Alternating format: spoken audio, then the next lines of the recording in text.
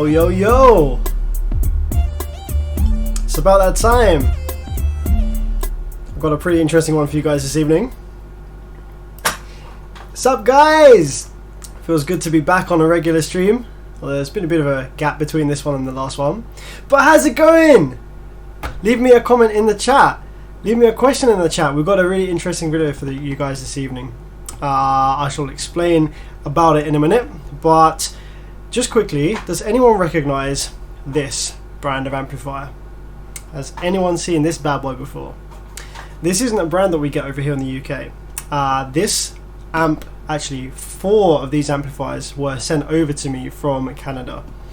And usually I don't take on amps from overseas, but this guy was kind of adamant that they were sent in, and on the basis that these are not necessarily just a repair, this is to discover and find out what happened to this brand. What's up, guys? What's up?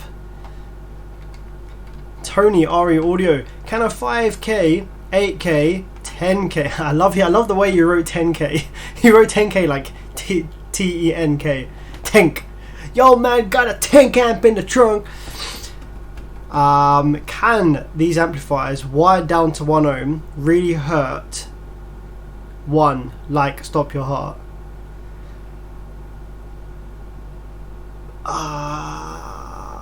No.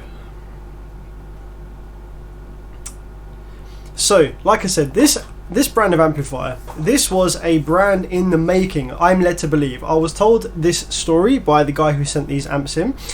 So this was a brand that was going to be releasing some amplifiers under the name RD Audio, I think it was. I've got it in my title. Yeah, RD Audio. And RD Audio had some prototype amplifiers made, which are these bad boys. And the prototypes had the name Pure on them for some reason. But when these amplifiers were all put into testing, every single one of them exploded as soon as the remote wire was connected to the amplifier. And as a result of that, RD Audio never ended up buying these amplifiers, never ended up doing anything. So the brand kind of just disappeared, and nothing ever became of it, as far as I'm aware. If anyone's got any further info on that, let me know. This is just me relaying what I was told by the guy who sent these amps in. But today we're going to be looking into exactly why these amplifiers blew straight away. Like, what errors did they make in the factory that was so horrendous that as soon as you connected it up, the whole thing just blew up into smoke? I'm really interested to see what's going on here. What do you think of PRV? No idea. I don't think I've really had much of that stuff.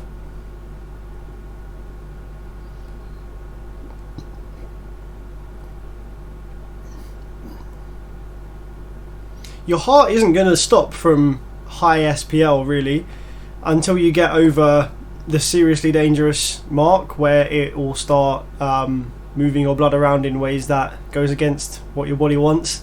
Or, you know, ripping your arteries apart. Really, like, really loud audio can have health issues. Like, I'm talking 170, 180 dBs plus, you know, where they say that, oh, this sound is so loud it could kill you.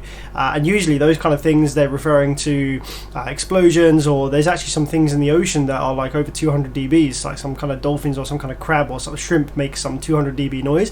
And that can harm you internally, but that's at a higher frequency. Low frequencies, I reckon your body could withstand, like, provided you covered your ears so your eardrums didn't explode, I reckon your body could withstand like 175, 180 dBs worth of 20 hertz, for example. Because when you get that low, it just turns into air moving backwards and forwards. So, you know, I think you would withstand that. It's low enough of a frequency that it doesn't affect your internal organs so much, but at a higher frequency, sure, yeah.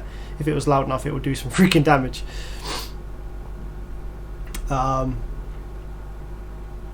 You need to use Zoom, says Prince. How do you mean, buddy? The Zoom, the video calling app? I do use that, but it's no good for live streaming. Have you seen the Warthog build from the Sundown show? I've got a couple of demos in it. Exploding watermelons. Yeah, I've seen a couple of videos of that. There was a video that someone posted on Facebook that stated it was like, oh, someone said the Warthog can't play lows, and so they played a track which was like 15 hertz or 18 hertz, and that shit was windy as fuck. But that build looks incredibly built up. It looks like the cabin is completely strengthened, and all kind of resined or fiberglass or whatever. So you like, whereas normally a loud bass car you have the enclosure which is all built strong as fuck, but then you sit in the cabin, and the cabin in all bass cars, in all cars that have a subwoofer system, the cabin is like another chamber of the enclosure that you're sitting in, which is why it gets louder when you open the door or the windows, because you're then changing you're kind of adding a port, if you like, to that cabin chamber. But with these big loud builds, especially walled builds, the more you strengthen the cabin, then it's the same as strengthening your box, and you're just now sitting inside of it. So the closer you can make your cabin to like another chamber of your speaker box, then the louder it's going to be and the more brutal it's going to be, because you know what it's like when you sit in the port. Where's your red wine? The red wine is empty, but we're sipping the white wine this evening. What's the cost of those Z415s? What you think is the future of amplification in terms of topology and class? Says Kiran Ali. So the Z415s are like in the UK. The Z415s with all the extras that I had on them, like the carbon cones, the blue platinum kind of shiny metallic carbon cones, and the powder coated baskets and everything like that. I think the retail was like $4,000 a sub. I don't know what that is in the US, but per sub it's like $4,000. Yeah, they're a showpiece, and they are fantastic, but the performance benefits from going from the 99 series to the Z4 series is not like, it doesn't warrant the bump in price. If you can afford it, then yeah, you'll get way better performance, and the Zeds do magical things that other ferret woofers can't do, like ridiculous impedance rise. Like if you buy Z4s, your limit on your system will always be mechanical excursion. You will seriously struggle to burn a Z4 coil, purely because A, it's a badass coil. Secondly, there's so much impedance rise and so much inductance and motor force and gorse in the gap there, that to actually clamp enough power to burn that coil would be a mission without you reaching a mechanical excursion limit, because the motor's so strong. So all those watts that you're feeding to the coil, they get turned into more kinetic energy than with a ferrite sub. So yeah, for you to burn that coil, you'd really have to be trying really hard, like 80 hertz in the tiniest box possible with the biggest port tuned at 80 hertz, and you'd have to be sitting on like 30k for like 10, 15, 20 minutes. I think it would be a big struggle to blow one of those Z4s. My limit with the Z4s is always going to be mechanical excursion, because yeah, you just can't throw enough power at those subs really to start heating them up.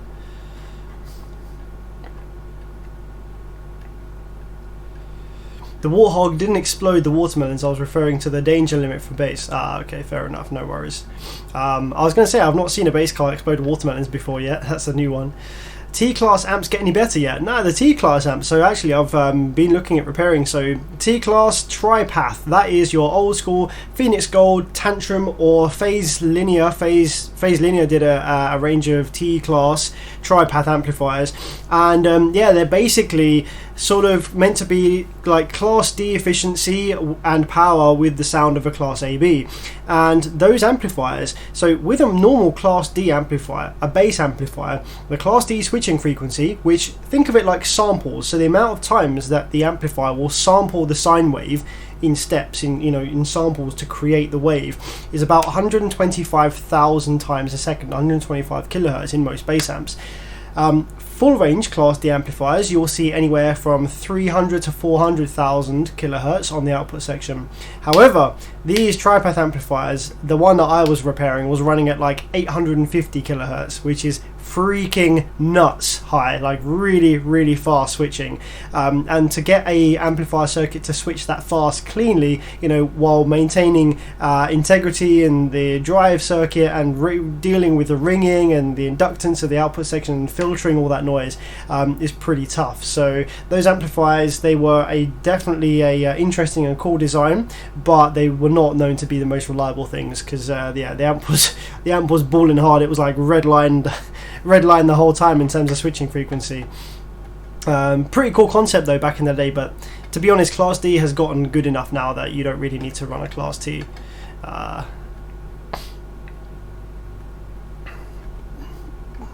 What's up? What's up? Adam's got his quiche. Freaking love quiche, man. Hey, yo, who likes quiche? Tell me all about your quiche. I love quiche. Quiche is sick. Some people absolutely detest quiche. I know someone that literally, the second you mention quiche around them, they go off on one massive, great big balling ass, like going off on one about how much quiche is jank and how much they don't like it. But I think it's wicked. Thank you very much to Toys Are For Boys for the 666 Canadian. Cheers, buddy. Appreciate that, man. I know you're dropping coins on my channel quite a few times, actually. Sometimes I blow things up, but it's usually on purpose.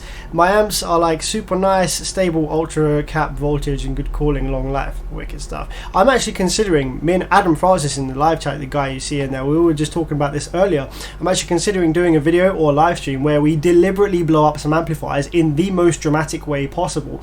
I'm talking like get a 2K cheap Chinese amplifier board, and I'm thinking of wiring in a little button, right, a self-destruct button that sends rail voltage to all of the drive circuit, for example, and we disable all the protection circuit to get maximum fireball. Like maybe we'll spray some alcohol in there first, you know, just kind of like just to get the old flames kicking up when it does go off. I think that'd be a fantastic live stream, fun little video just to get some I need to get like a really good slow motion camera though to capture it, because I think when these amplifiers go, it's dramatic, it looks fantastic.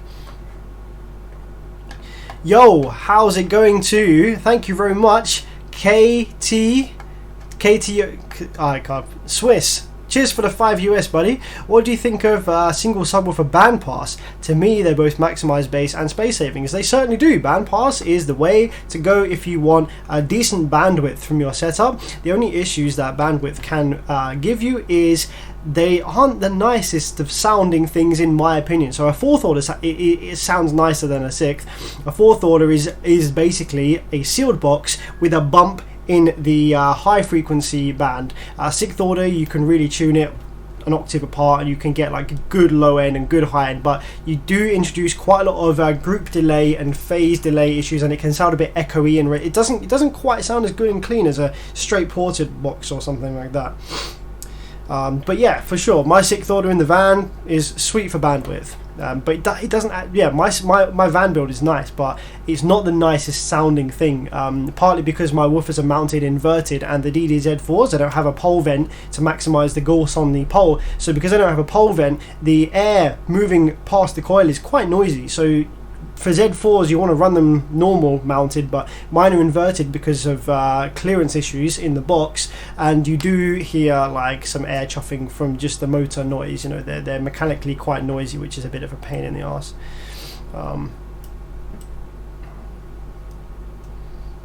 What do you think of the original Earthquake Magma 12s? Not had enough experience with them, man. There's not a lot of Earthquake stuff over in the UK, but if you want to send me a picture to my Bearvids Facebook page, then go ahead and I'll have a look.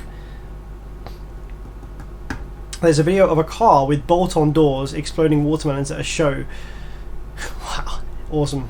I imagine that's probably high frequency. So yeah, what they've probably done is they probably found a frequency that is nearish to some kind of resonance inside the watermelon structure, and that causes it then to explode real fast. You know, like, you know how opera singers could break a wine glass with their voice, kind of similar to that, just at a much lower frequency.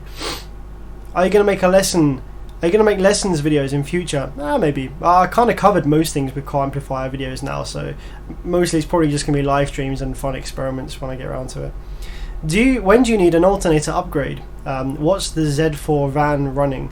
So the van with the Z4s in it, I'm running 2 LW audio. This is a Korean half bridge. I'm running 2 Korean half bridge 4.5Ks strapped, so 9K, but each amp is running at 0.25, so I'm strapped at 0.5, each amp sees 0.25. That's how crazy the rise is on the DDZ4s.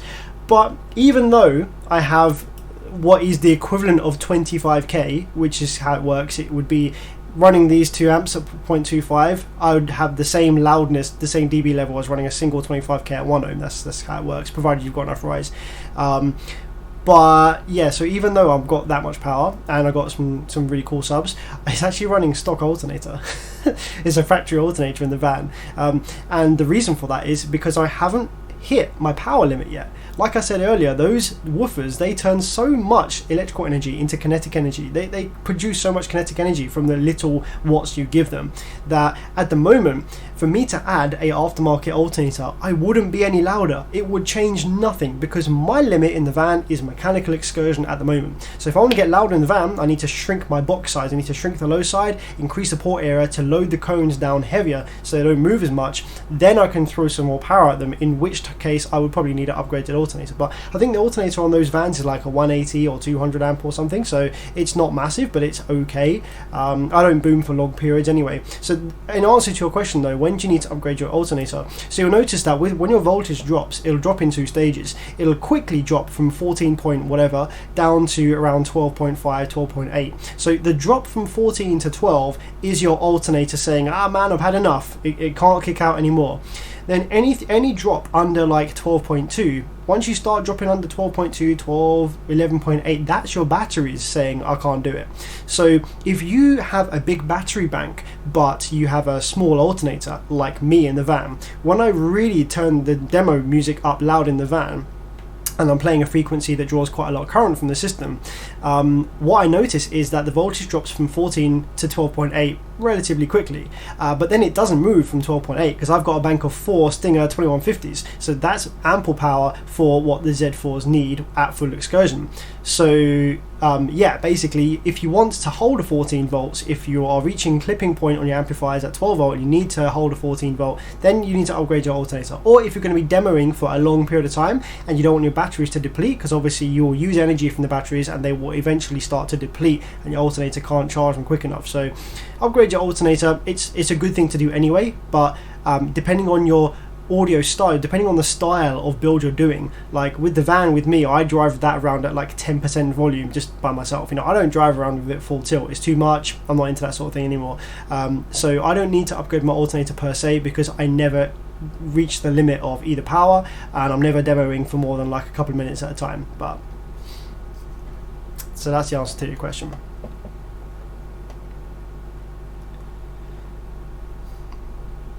Self-destruct button, do it. Yeah, absolutely. Yeah, we'll do the self-destruct button. Might do a collaboration with Adam on that one.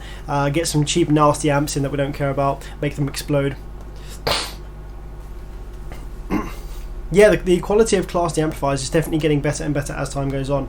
Like I've said before in a previous video, the car audio industry is the last to catch up with decent quality like circuit designs and stuff like that. The car audio industry doesn't get the good shit until many years later. So Class D amplification, when you look at PA audio or home audio environment, those Class D amplifiers are absolutely fantastic, and they're getting to the point now where if you put a trained audiophile in a room blindfolded with a Class AB and a Class D amplifier and switch between the two, he wouldn't be able to tell you which one's which. That's how good they're getting. But that technology and that kind of quality of amplifier doesn't filter down into the car audio industry for a long time, because the money just simply isn't there. You need to wait for it to get cheap and then you can do it. I think my microphone is turned up a bit too loud, so I was going to try and talk kind of quietly on this stream, because the last stream I did, I woke up the next morning with my throat was dead. So the reason I haven't got round to the main focus of this stream just yet, which I'm going to do in a minute, which is this amplifier here, interesting one, is because I just got a quick customer outside. So bear with me and I'll be back in literally 2 seconds and we will start looking at this amplifier here. Just 1 sec.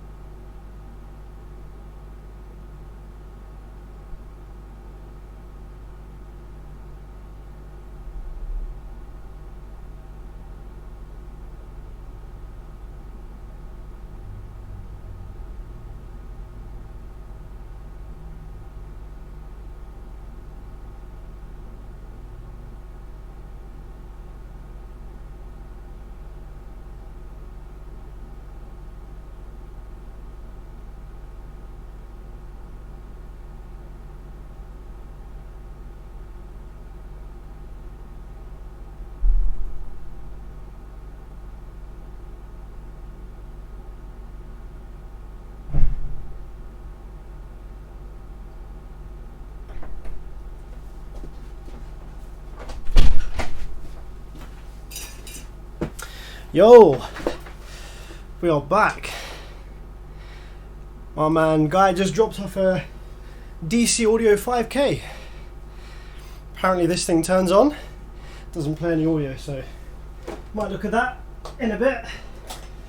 But first things first, I'm going to read some more live chat and then we're going to look at these amplifiers. Now if you've just joined, I'm out of breath now, fucking legged it down the road.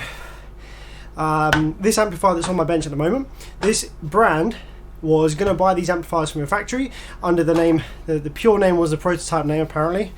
These amplifiers all blew up as soon as you turned them on apparently, and we're going to find out why. So the company never ended up selling these amplifiers. I think they went out of business as a result of this. So we're going to find out exactly what the hell happened.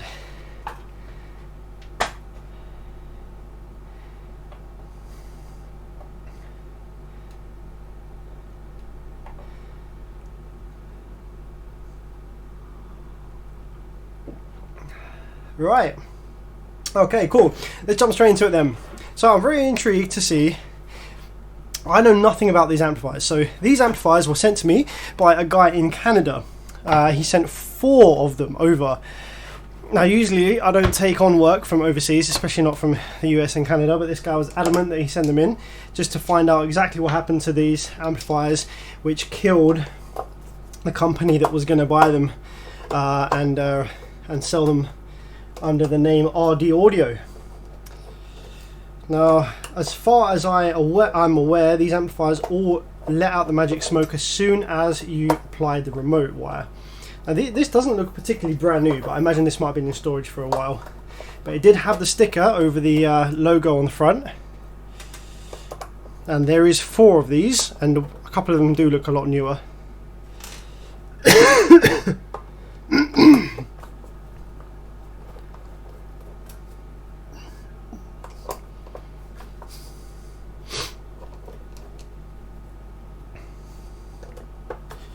So I'm interested to see what the topology is inside, what the circuit design is.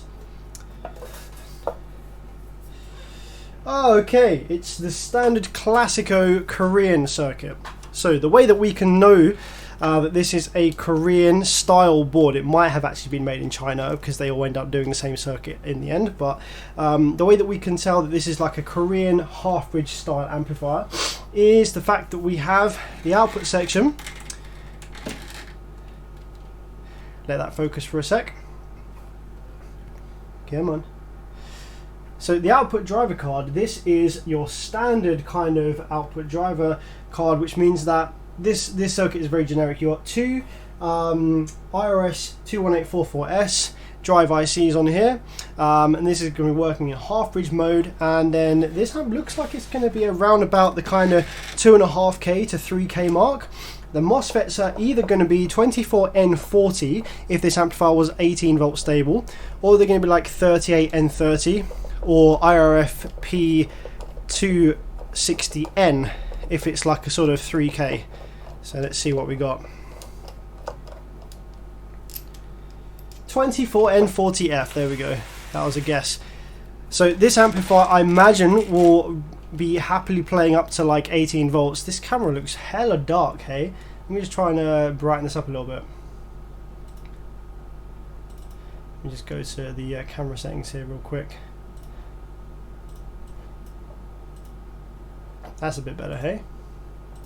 So yeah, these are 24N40F. So this is 24 amp N-channel 400 volt MOSFETs in the output section, which usually you see those MOSFETs used in amplifiers that are producing anywhere from 5K to 8K. But the fact that this is in such a small amplifier leads me to think that that was there just as to give you headroom for running this amplifier up at like 16, 18 volts.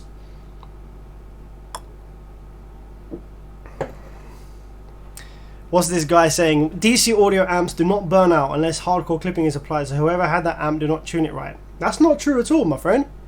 Unfortunately, DC audio amplifiers share the same circuits as literally so many, like hundreds of other amplifiers. And electronics, they can just fail. You know, your light bulbs, they just blow for no reason. You don't clip your light bulbs, they just blow because they wear out. The same thing happens with MOSFETs. Class D amplifiers, they switch the output MOSFETs on and off 125,000 times a second.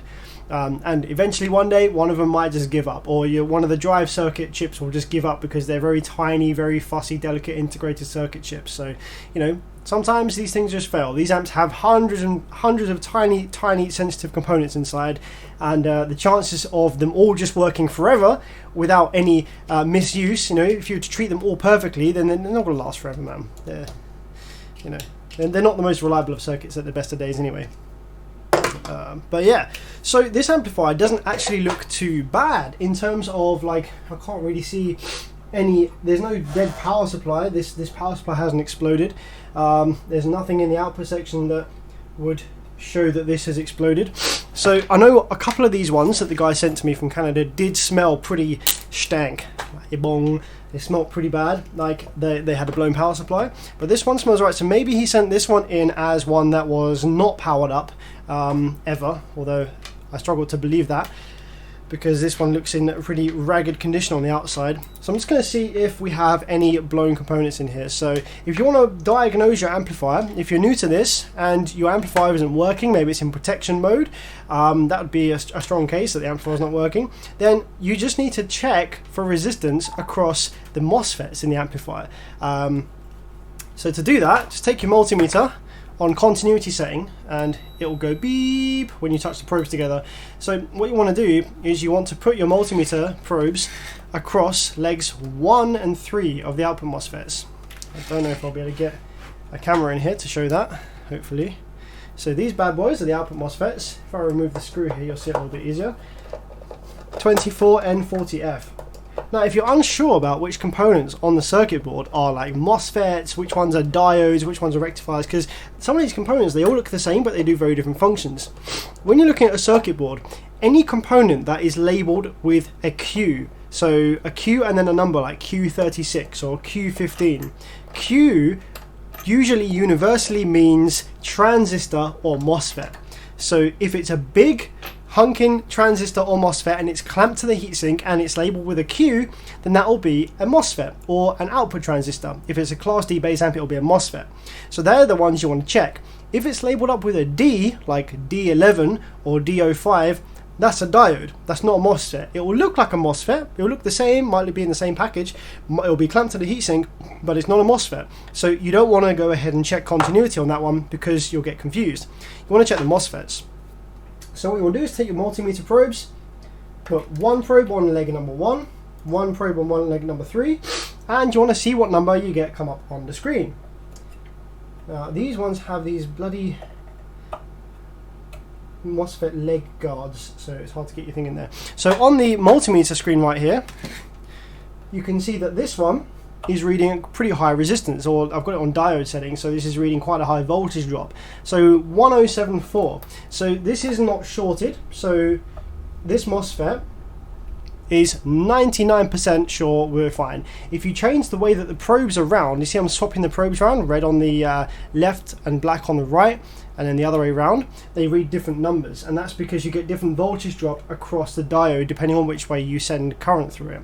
So 506 one way and just over 1000 the other way. So this MOSFET is likely absolutely fine.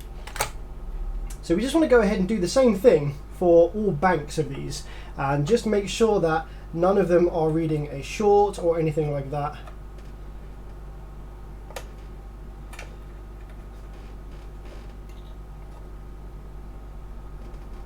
Seems fine that side. Okay, so this is something a little different. So I've gone over to the other side of the amplifier, and you notice how the number on the screen is a lot lower this side. That's 100. Now, these should all read the same as each other. All the banks in this amplifier, they should all read the same as one another. So all the low side banks should read roughly the same number, 506 or 556 one way with the probe going around. But the other side of the amplifier here, I've got a really low reading of around 100. Now if you've got a really low reading like that, then it suggests that there's a MOSFET dead somewhere. So we're going to keep going along and see if we can find the dead one. There's 100 ohm again. Gonna keep going here. There's 100 ohm again.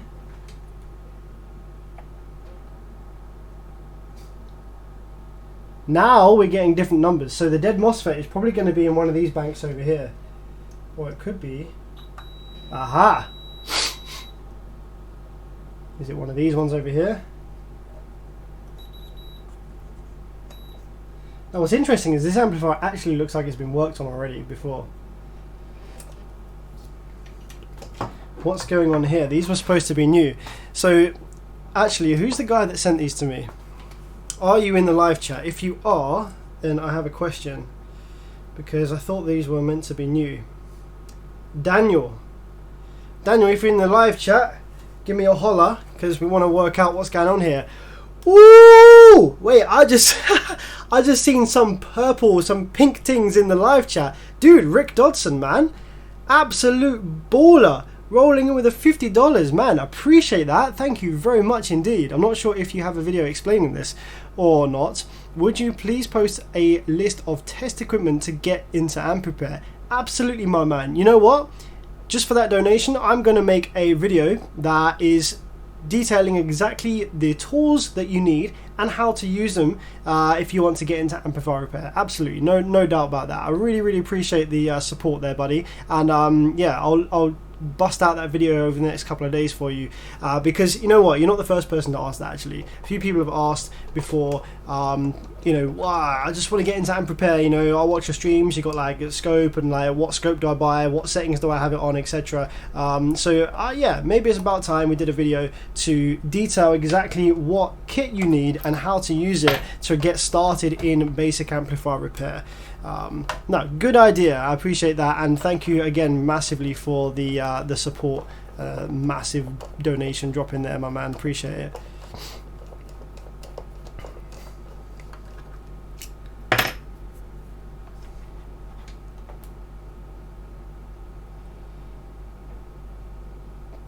Bevids, how do you calculate the subwoofer box and port when you don't have any info on the sub? For example, China subs.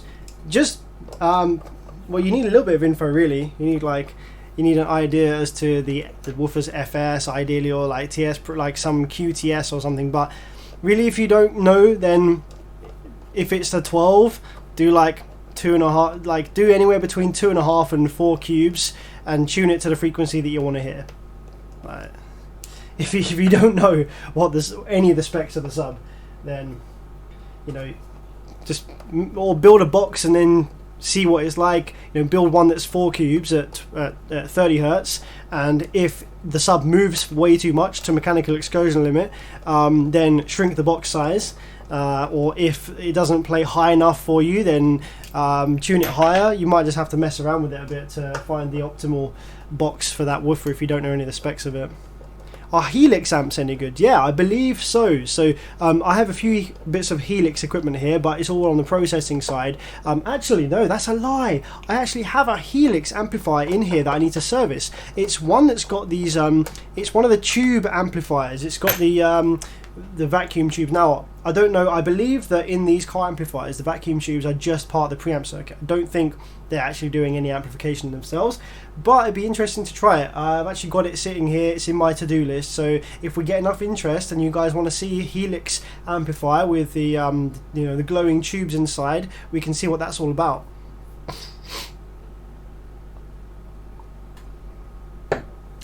So the reason that I'm a bit confused about this amplifier is that it has definitely been serviced before. It's had some work done to it before. Check this out.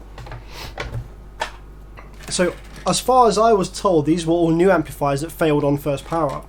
But look at this in the output section. Okay, we've got all these MOSFETs along here, but then we've got this one here that is raised up a little bit taller, and it's not got these MOSFET leg kind of covers, you know, these protectors. So this has obviously been replaced, and it's also a slightly different batch. On the other ones, we've got 1B33AK. This one's 1B03AK. So it's a similar enough batch to the others, but it is slightly different. So that may have actually been replaced in factory. Maybe the factory powered it up and it exploded, or that FET died and they just replaced it. But there is, like we saw a minute ago, there's definitely some low resistance on the output section here. There's something that's not happy. I hate these freaking MOSFET leg covers things. Oh, that's it. Yes, get rid of all these. That is so satisfying. You have no idea. As an amp tech working on amps with these things, absolutely hate them. Can't probe the leg properly. It's a royal pain in the arse. So let's just get rid of these bad boys real quick. See you later, mate.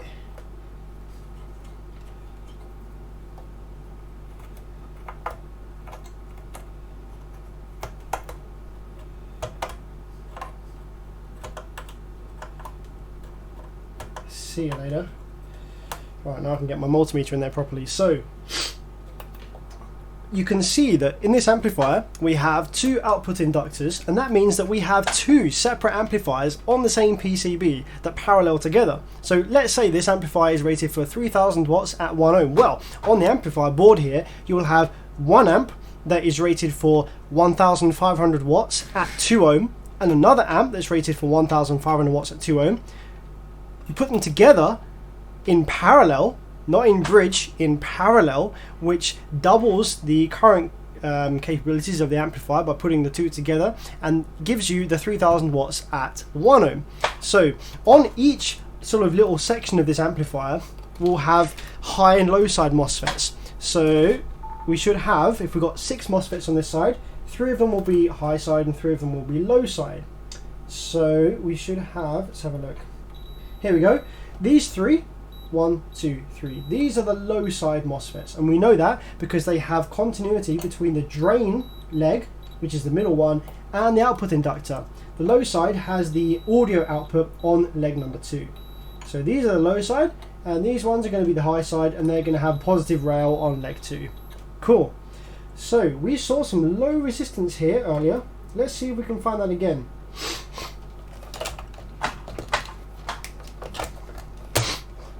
Get over there. So we have only 100 ohms, roughly, or 150 now, between the gate and drain. We have 59 ohms between drain and source, and between gate and drain we have 94 ohms. So there's obviously some low resistance around here. We've got a direct short between the gate and drain of this FET here.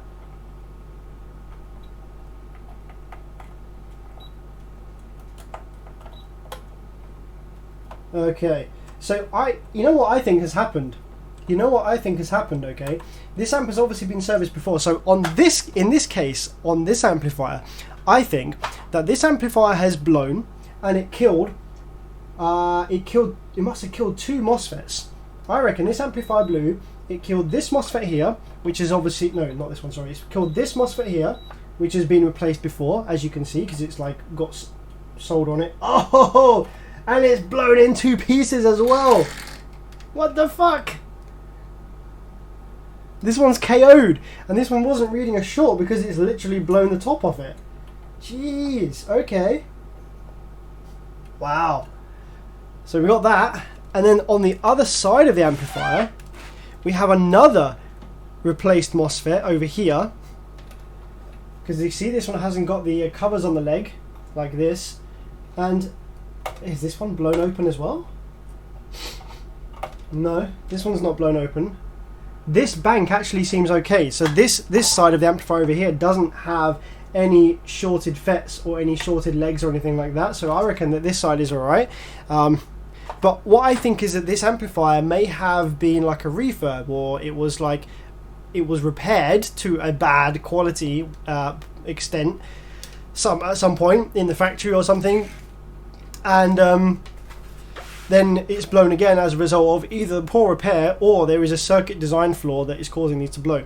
So, in order to discover further what the hell is going on here, what I'm going to do first of all, before we take it out the case, is I'm going to just snap off any MOSFETs that I read here that are bad, in the hope that we have at least one FET per bank that has survived this blowing occurrence. And then we can power it up on a very, very low voltage, very low current power supply, and just to see if the drive circuit does any weird shit to this amp that's killing the FETs instantly or not. Because these FETs are obviously the ones that it came with. I don't care about them. I don't care if they blow again. I don't care if the drive circuit blows again, because this amp, you know, needs repair anyway. So this is a fantastic point in the repair where all the parts that are fitted to the amplifier you don't care about. So you know, you can risk parts of it going badly and it doesn't really matter too much. So that's that obvious one blown up, snapped off. I'm going to snap off the one that had the short between gate and drain on the low side, which was this one. And we might be left with at least 1 or 2 FETs per bank that have survived, that will let us power the amplifier up and get it into a point where it's trying to operate. And then we can kind of look further. Zeus Martin says, I have a question. Why does my amp keep blowing MOSFETs in the amp even though the waveforms are fine? So, okay, if you're doing an amplifier repair and you've checked that all of the... So when you say the waveforms are fine, do you mean the drive waveforms before you fit the MOSFETs, or do you mean that the waves on the MOSFETs themselves after you fit them seem fine but then it blows the FETs shortly after? Because there's 2 different things there. If the waves look fine on the gates, but then when you fit the MOSFETs they explode, there are various parts that I can tell you to change that would cause that. But if the waves look fine on the MOSFETs but then after a few days they blow, then there's a few reasons for that, but less obvious.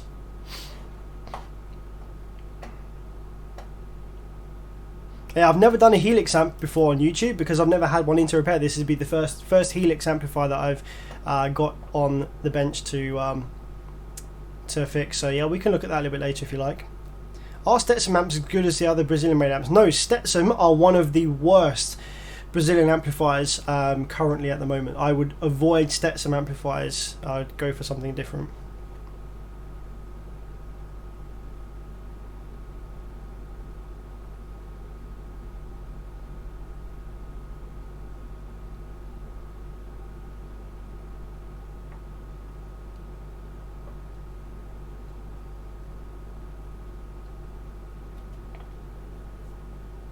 Okay, so now that I've removed those FETs from the board, let's see whether we have any more shorts anywhere else.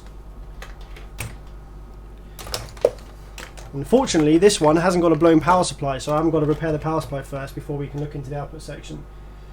So diode mode, that's looking more like it. So yeah, with those FETs removed, the ones that were reading bad, now the rest of them are reading more like the other side, with the probes one way round, 1062. Flip them over, we should see like 540 or something around that mark. 509, that's absolutely fine. So that bank is looking okay. High side, how are we looking?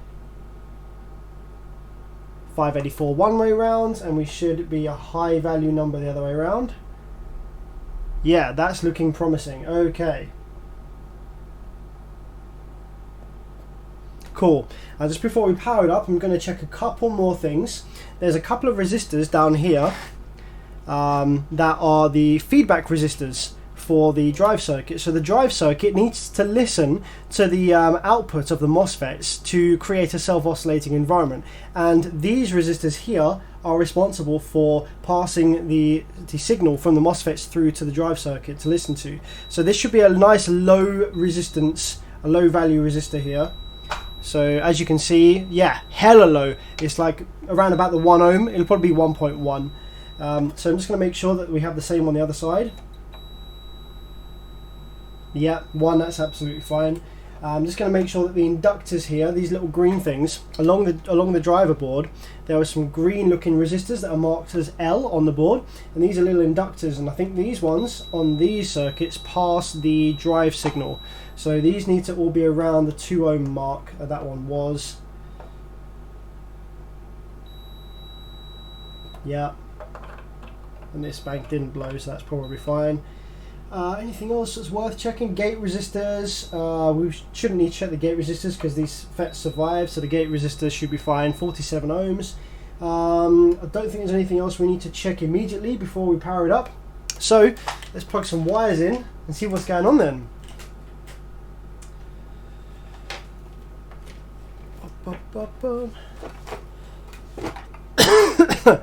Hillbilly 1 says, and full bridge design has two channels in series.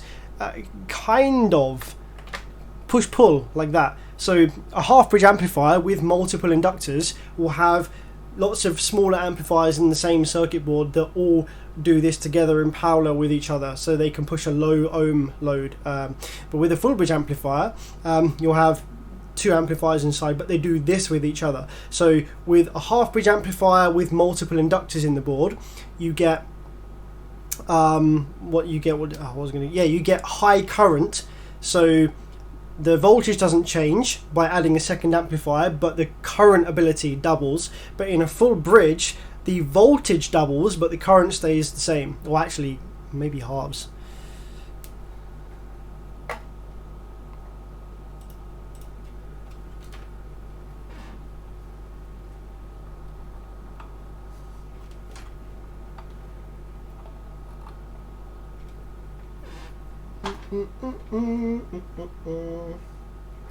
How annoying will this be if this amplifier comes on and just kind of works, because we won't see the ultimate issue then if it does come on and work. But let's see. So we're going to turn the power supply on. I'm going to start off at a nice low voltage. We're going to start off at like 10, no, we're going to go even lower, 9.8 volts. I'm going to start off at 9.8 volts on the power supply, and I'm only going to let like I'm going to let 4 amps into the board. I'm going to let 4 amps into the board. Let's change my scope settings real quick so we can read these output drive waves. So let's put our oscilloscope probe on the low side MOSFET of the bank that exploded before, this one. So we've got 2 low side MOSFETs that survived, this one and this one over here. So what I'm going to do is just put my oscilloscope probe on the back of that, and that will give me the output switch wave, hopefully, if the amplifier comes on. But when I first apply the remote to the amplifier, I'm not just going to turn the amplifier on fully. I'm just going to pulse the remote just very slowly, just give it a few little taps. And what that'll do is it'll build a small amount of voltage into the output section that I can then use to check that there's no drive circuit issues or like shorted drivers, because when you do that, it can put the rail voltage in places that it shouldn't be. For example, let's give the old amplifier a little pulse. Start to turn it on. I don't know if you can see there on the screen above here, my power supply screen. Watch the little red light. Maybe hopefully you can see it. There we go. There's a little red LED, this one here, that's called CC, and that tells you when the amplifier is drawing current. So if I pulse the remote, see it light up and then the amp starts drawing some current. So that means that the amplifier now should have a little bit of rail voltage. So if I go ahead and probe the gate and source, yeah, see we've got negative rail voltage there coming into the amplifier. So by those little few pulses, we've given the amplifier 13 volts worth of negative rail, and you should have similar 12.5 volts worth of positive rail. Yeah, so that's cool. And by doing that, we can just double check that we haven't got any voltage where we shouldn't have. So there shouldn't be any voltage on the low side drain on the back of these low side FETs, and there shouldn't be any voltage on legs 1 and 3 of the high side FETs, which there isn't. That's looking good so far. Okay, cool. So because there's no voltage anywhere where it shouldn't be, now we can power the amplifier up fully and hopefully see some drive waves. 3, 2, 1. Boop. Oh, it's trying. Let's give it a bit more voltage. Hey! Oh, okay, 2.8 amps. That's quite a lot of current at idle, at that low voltage. But these are old kind of circuits, so maybe that's got something to do with it. What I'm going to do now is that was only powered on for about 3 or 4 seconds. So what I'm going to do is take my thermal imaging camera and just point it at the board here and see if that small amount of operation caused the FETs to heat up at all. Because if there's like an issue with the drive or an issue with the output inductors or something like that, then it will cause the FETs to heat up very, very quickly, like literally within a few seconds. So let's take a look and have a look down. The FETs don't seem to be hot. There we go. Class D operation. Got a big switch wave there you can see. So yeah, the FETs don't appear to be heating up. No, everything's looking like pretty cold in there. So the amplifier comes on. I've got a blue light and everything seems fine. Notice, however, when I turn the amplifier off, when I release my foot from the pedal, watch what happens to the voltage on the scope here. This is the low side drain. See how it kind of goes to negative and then comes back to standing point. So that is actually a poorly designed shut-off circuit.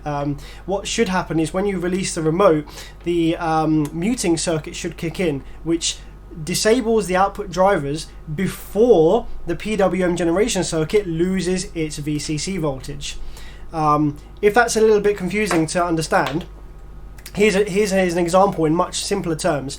Let's say you have a stack of hi-fi separates. So you've got a hi-fi that's made up of a CD player, a preamplifier, and an amplifier, okay? And they all have separate off and on buttons.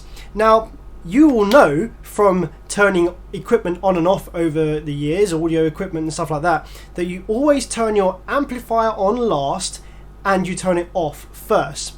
What happens if you turn your amplifier on first and then you turn on your preamplifier and then your CD player? Well, when you turn your amplifier on first, when you push the on button for your preamplifier, it sends a pop or a spike down through the amplifier and your speakers go poof.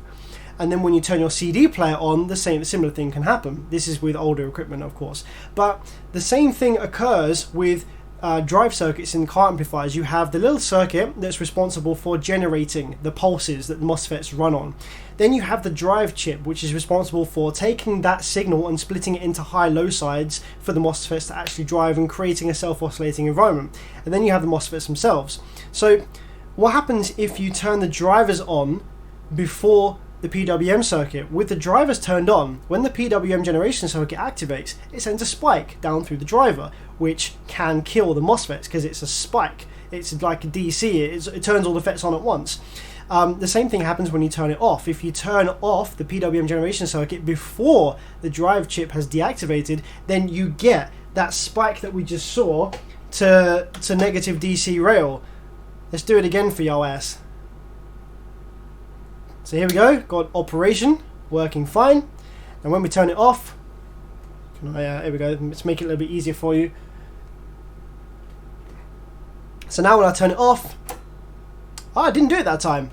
This doesn't happen every time, but I did turn the voltage down to 9.6 volts. So let's turn it back up to 10.5 volts. Maybe it only does it with like a higher input voltage. Ready, 3, 2, 1, poof. Yes, it did it that time. It did a big spike down to negative rail. And that is as a result of the PWM generation circuit turning off before the drive chip design flaw. Oh, my man. Matthew Macy. Dude, thanks for dropping a 30 on me. Fucking absolutely raining in here. Thank you very much, man. I just sent a picture of the blue lights on my Sound Digital 12K. Thanks for all your help. Oh, shit. That means that you fixed it, right? That comment means that you fixed your Sound Digital 12K. Man, congratulations. They are not the easiest amps to fix, especially with all the surface mount components and freaking tiny ass drive chips. So, man, if you have brought that back from the dead, then freaking congratulations. It's a fantastic feeling, isn't it? It's a great feeling when you bring something back to life.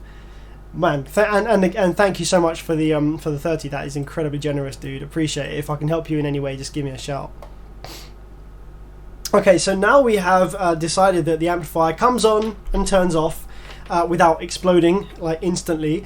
And what we want to do is try a few things. Firstly, I want to power it on, then off, then on again very quickly in quick succession. A number of these Korean style amplifiers have had a problem with that, and that is as a result of what I just explained, the PWM circuit turning on before the drive chips, turning on after the drive chips have already activated, and that is actually an issue with a whole range of Korean half-bridge amplifiers from the likes of Sundown, DC Audio, Ground Zero, to name a few. Like, they all share the same circuit design, and it's to do with the way the VCC voltage is generated. When you power the amplifier off and then quickly back on again, the PWM circuit, like, it takes too long to reactivate. There's some resistors that are too high value. So I want to see if this amplifier does that. So firstly, let's turn her back to the scope screen.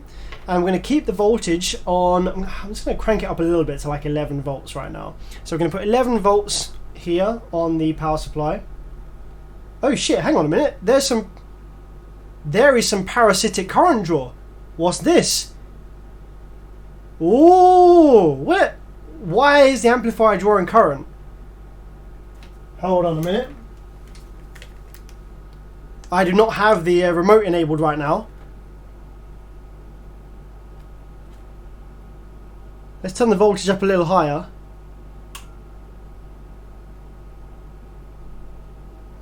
I don't like that. When you see that, that's not a good sign. Okay, I'm just looking down my thermal imaging camera right now at the board, and actually, I don't know if I'll be able to make this out, but there's actually a capacitor here on the power supply board here. Yeah, okay, so there's a small red dot on my thermal imaging camera. See that? That is one of these power supply filter caps. And that's pretty common actually. When you haven't used an amplifier for a long time, these capacitors, they kind of dry out and they become ultra empty. And in order to kind of bring them back to life, when you first supply them with current after a long time of being empty, they get really, really hot. And you have to slowly sink current into them. Otherwise they get really hot and they boil and explode. That is a very common thing with JBL GTO 7001 and the 14001. Those amplifiers are very well known for that. So if you do have an amplifier that's been sitting for a long time, like 6 months, a year, 2 years, and when you power it up for the first time, I suggest taking a very low current power supply, like 1 amp, 2 amps at 12 volts. Don't power the amplifier up, just plug the 12 volts into the terminals and just let it sit there for a while, maybe like an hour. And what that does, it just lets the capacitors, if they have become super empty, it just lets them come back to normal in a slow fashion.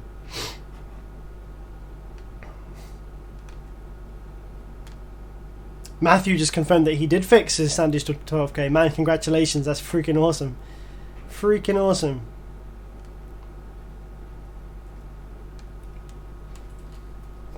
Okay, so now that parasitic current draw has disappeared, let's do the quick power on off and on test then. Let's get her fired up.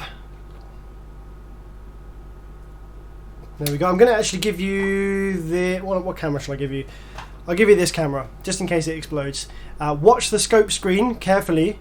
Watch the scope screen carefully. I'm going to just zoom out a bit. What we're looking for is we're looking for it not to spike horrendously. So I'm going to quickly off the remote and on it again, and get ready in case it explodes. Okay, it doesn't seem to have. No, it's coming back on perfectly every time. See that? Awesome. A lot of Korean amplifiers don't do that. They will freaking scream at you if you do that. So that's a good sign. Okay. Now, let's start to crank the voltage for a bit. Maybe this amplifier throws a hissy fit when the voltage is high. So I'm going to send 14.6 volts into this bad boy now. We're going to up the current from 4 amps to 6 amps. And let's see what happens now. Boop. Okay, seems happy. We have 114 volt RMS square wave, switching wave here. So, okay. What's the problem then? I can't see anything like that's causing this amplifier to explode on first power up. What have we got on the speaker terminals? Not got any DC over here on the speaker terminals, have we? Nope. Okay, let's turn the voltage back down then. So the next test to do is to plug some audio through it. So, okay, it could be then that the reason these amplifiers mostly failed was because they had blown before and they're actually kind of refurbs. Maybe these prototypes were blown in testing and then quickly fixed, but fixed to a poor quality level and then sold and then given. Maybe I've actually got 4 of these amplifiers. Okay, so this is the first one that we've looked at, and this one seems okay. So maybe we need to open the other 3 and see what the jam is there. Let me see if I get a reply from the guy who sent these in to me, because like I say, I was told that these all blew up. Okay, so Daniel says they're all new. Try and get this without showing the name. There you go. He says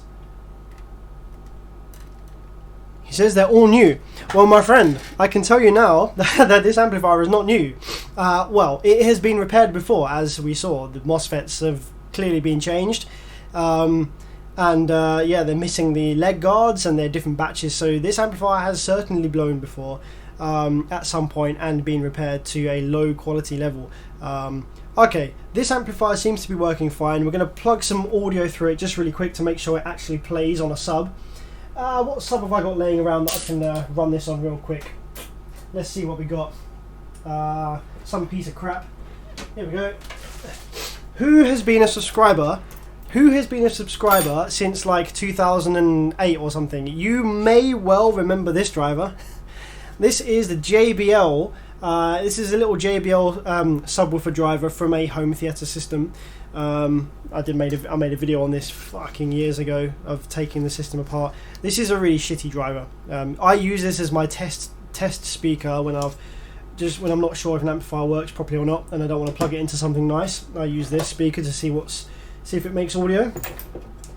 So let's plug this in and see if it makes some noise.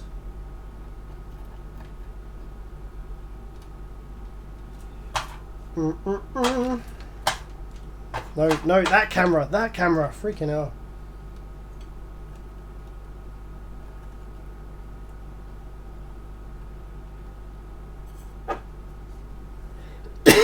Let's make sure that the gains are down, because this sub needs like 5 watts to reach mechanical limit. Gain was on half, bass boost, low pass, etc. Everything was off. Output master was turned on.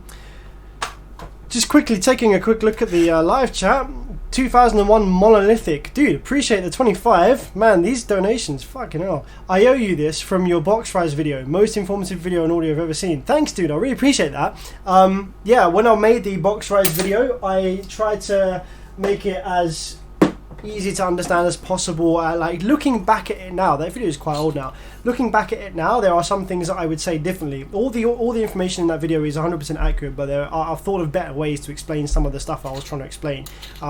But yeah, I feel like that video didn't really do too well. It didn't get a bunch of views, but I feel like the people that did see it did actually gain some knowledge from it, or were able to kind of go, that's how it works. So I'm glad that video definitely has helped some people, because there are some explanations of box rise on YouTube, but I feel like a lot of them aren't too easy to understand, or they get some facts wrong. So I just wanted to kind of have something out there that I could send people a link to say, this is actually what's kind of going on.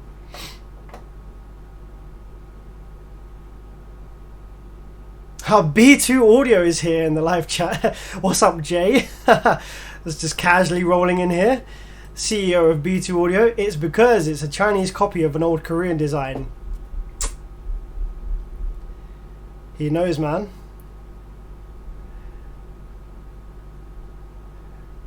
Is there a way to keep an amp safe from accidentally hooking it up to reverse polarity? 80 Mile Carl, I'm glad you asked that question. This amplifier on the bench actually has this feature.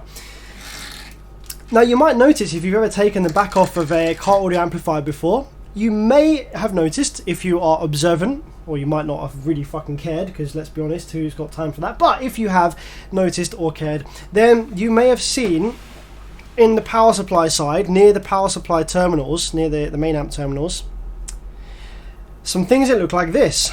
Now these are some big ass beefy diodes, and what these do is these actually kind of try to protect your amplifier against reverse polarity.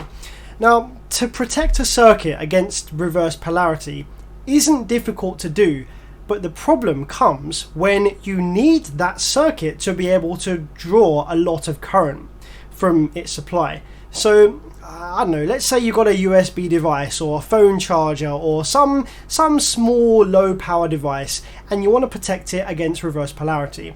Then what you can do is you can build into the device a circuit with like a relay that only activates that circuit when it receives the current in one specific direction, being the reverse polarity. So when you connect the polarity backwards, that circuit is the one that activates.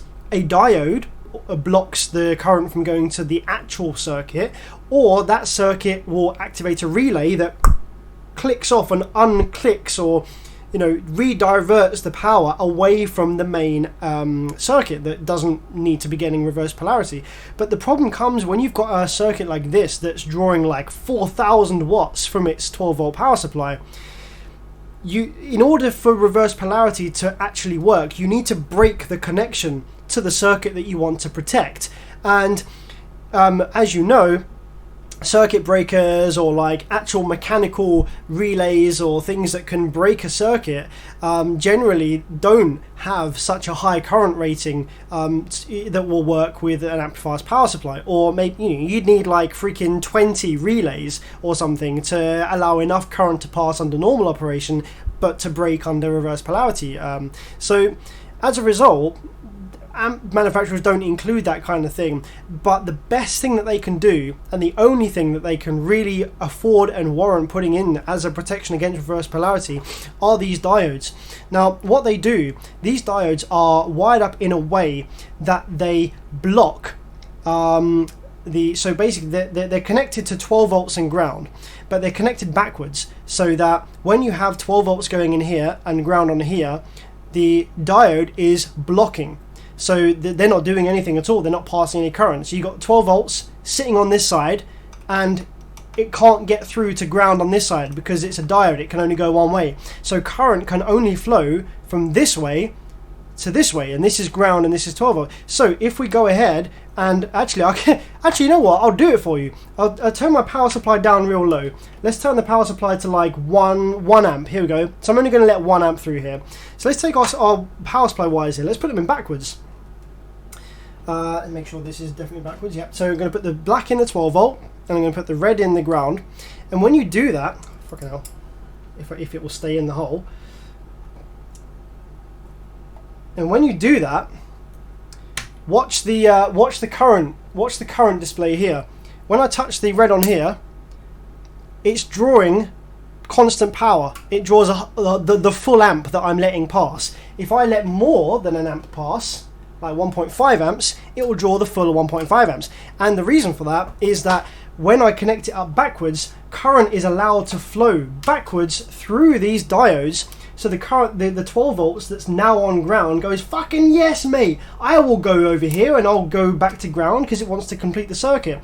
So what these diodes do is they try to take all of that current that you've accidentally put in backwards, they try to send it to ground away from the MOSFETs, the drive circuit, all the shit in your amp that's going to explode if it gets hooked up backwards.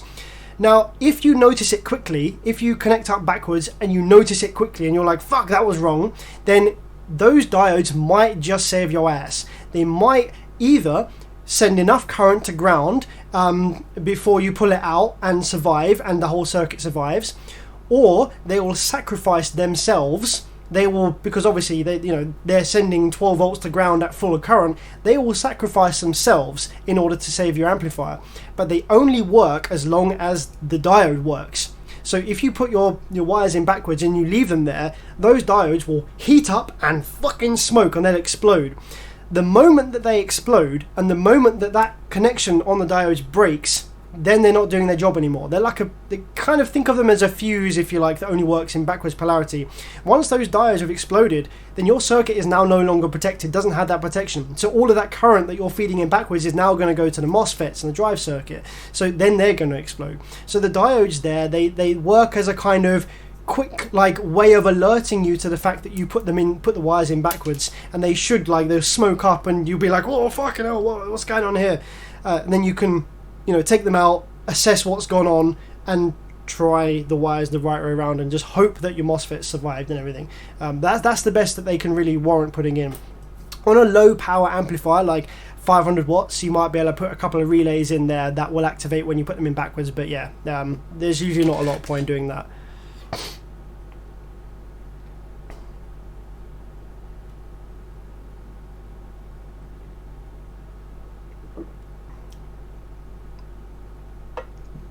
Okay, so now let's stop hooking our amps up backwards. What was I going to do? Oh yeah, I was going to hook some audio up through this amplifier, wasn't I? What was I doing? So yeah, I've got my little shitty speaker here that's now disconnected itself. So let's go ahead and plug this speaker in and see if the amplifier is happy playing audio.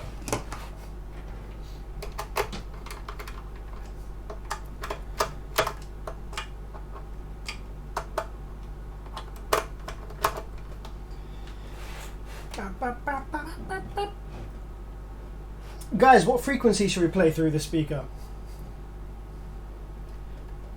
Should we blow this speaker on live stream tonight? Because, I mean, I use it as my test speaker, but what the hey, it could be fun.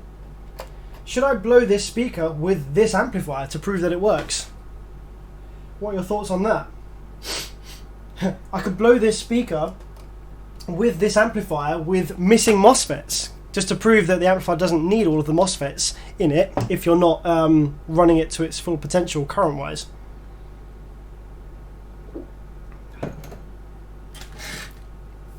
So we got power wire going in, we've got the ground has fallen out, we've got the speaker hooked up, just need to get the RCAs in now. Chris says 10 hertz. 10 hertz he wants through this little speaker just now. 30 hertz.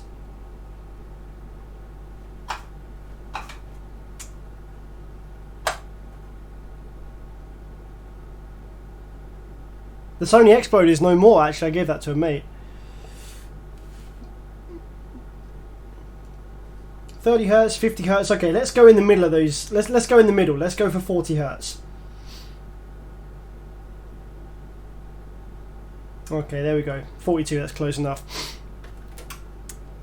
Let's plug the RCA wire in.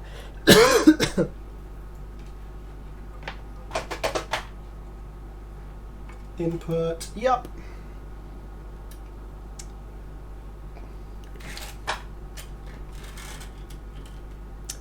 Okay, 42 hertz. Let's go. Let's go.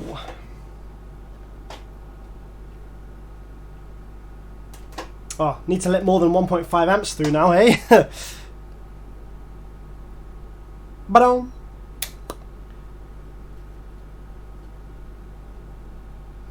Okay, it's not actually doing anything yet. Ooh. Why you are not moving? Did you disconnect from the terminal? Do you have preamplifier problem?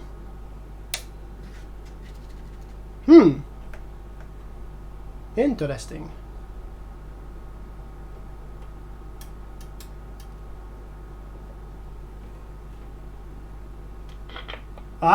Wait. Could have a dirty slave master switch.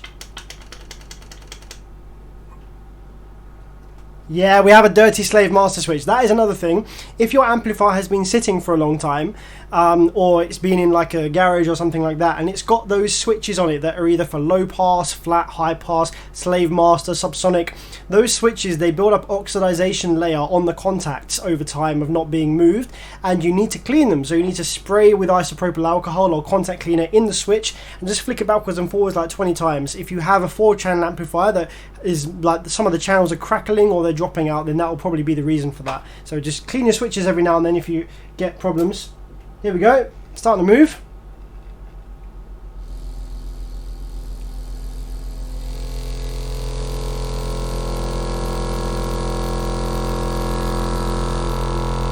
There we go.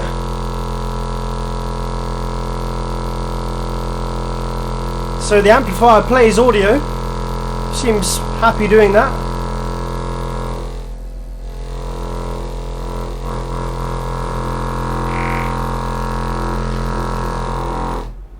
The speaker bottomed out ever so slightly there. It actually moves quite well for a little thing like that. So the amplifier plays audio. So this one, then, I can't tell you why it blew. You lost 2 FETs on one side of the amplifier on this bank. The drive circuit is okay. So the drive circuit didn't die and take the FETs out. So either the amplifier had the speaker terminals shorted together, or the MOSFETs were just so unmatched that they fought each other and exploded. But the amplifier works, so I don't know why this blew from brand new. Maybe we should get number 2. So I've got 4 of these same amplifiers, like I said before. So maybe I should get amplifier number 2 and see if that one's any different. Just to see if Daniel has anything more to say about this. Okay, so here we go. They're all new. I have 20 of them. Some of them are scratched up by me dragging them around the garage cement floor, since half of them are shipped back to me by customers dead. Some that died on the bench, so I didn't treat them with any care. Interesting. Well, I don't know. I mean, at this point, by this amplifier, I can't see a specific design flaw that would cause this to die. But what I want to do is I want to get another one of these, or a couple of these out. I've got another couple of them sitting in the workshop over there, and I want to see whether, because you know what I said about earlier with the PWM circuit turning on before the drive chip, or the other way around, it turns on after the drive chip and causes a spike through the amplifier. This circuit does actually lend itself to that potential issue. So over on this side of the board over here, what I'm pointing at to right now, this circuit is what generates the little low voltages like the 5 volts or the 12 volts that the chips on the driver card need to use in order to operate. And so these are the voltages that feed the op amps to generate the pulses for the Class D operation. So here we have a L7915, so that's a negative 15 volt regulator, and this one I imagine is the positive, yep, 7815. So that's negative 15 and that's positive 15. Then somewhere else on the board, here we go, then so these generate plus 15 volts and minus 15 volts, and that will be used for the op amps on the preamp circuit. For example here, TL074C, that'll be what's on the VCC plus minus, and the driver card will also use that, but also the driver card uses plus minus 5 volts, or uses plus 5 volts, or one of the two, and those regulators are here. So we got this one here is that's the 705, so 7905, so that's a negative 5 volt regulator, and this one's a positive 5 volt regulator. Now these regulators, their input is the 15 volt regulators. So what happens is it comes from the power supply, it goes plus minus 15 volts, and then it sends the plus minus 15 volts to these, which then turn it into plus minus 5 volts, and that all passes through these resistors. So these resistors are in series with the part of the power supply transformer that generates that voltage from the secondary wind. So the power supply transformer has a little tiny secondary tap coming off it. So this big tap here has the rail voltage on it. It turns 12 volts into high voltage rail. But then it also has this really little small wind on it. It has one on each transformer actually, but specifically this one is going to be used for generating plus minus 15 volts. So this will probably have around 35-40 volts on it. That little square wave that comes off the transformer, because obviously it's AC, goes up here and it gets rectified. It gets turned into DC by these diodes. These diodes are rectifying that square wave coming off the transformer into DC, ready to go in to be regulated by these 15 volt regulators. But it passes through these resistors. Now in these Korean and Chinese copied style amplifier boards, these resistors are too high value, and what they do is they create a bottleneck when the drive circuit attempts to turn on after you've powered it off and on again quickly. The voltage actually drops considerably over these resistors here, and it creates a bottleneck which causes the drive ICs, which run on 12 volt VCC ref negative rail from this circuit over here. So the actual drive chips, they run on this regulator, whereas the PWM generation circuit runs on these regulators. So what happens is these resistors cause a bottleneck which causes the voltage from this regulator to activate the drive chips before this voltage has fully built properly, and that causes a spike when the amplifier turns on after being powered off quickly, and it can kill the MOSFETs. I've done a video on this before. So I want to see whether these circuits actually have that issue, but it might vary from a board to board level. So this one that I've got here might be fine, but the other three might not be. So I think what's going to be a good thing to do is to go and grab one of the other ones.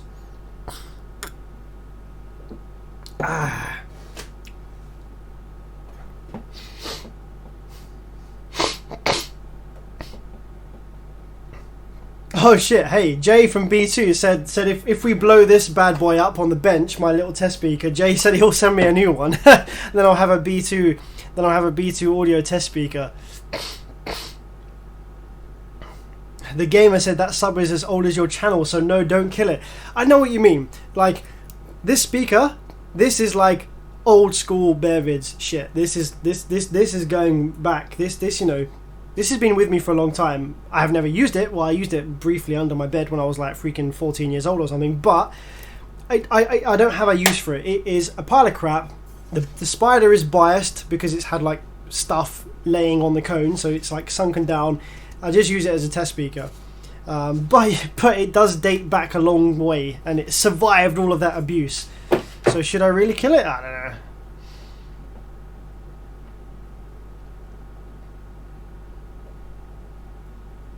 But okay, I think that the next thing we should do on the stream then is to put this amplifier to one side because, you know, it doesn't have a horrendous underlying fault that causes it to explode the second you turn it on. So I'll put this to one side. What I will do though is I will refresh this amplifier with all new output MOSFETs. I might not even put 24 and 40Fs in, you know. Actually, you know what? Actually, let's just have a quick look at this for a second. Why have they used 24 and 40Fs? And also, let's take a quick peek at how much power we expect this amplifier might do. I'm not going to bench it right now because obviously it's missing some output MOSFETs and, you know, can't be asked to hook up the big power supply.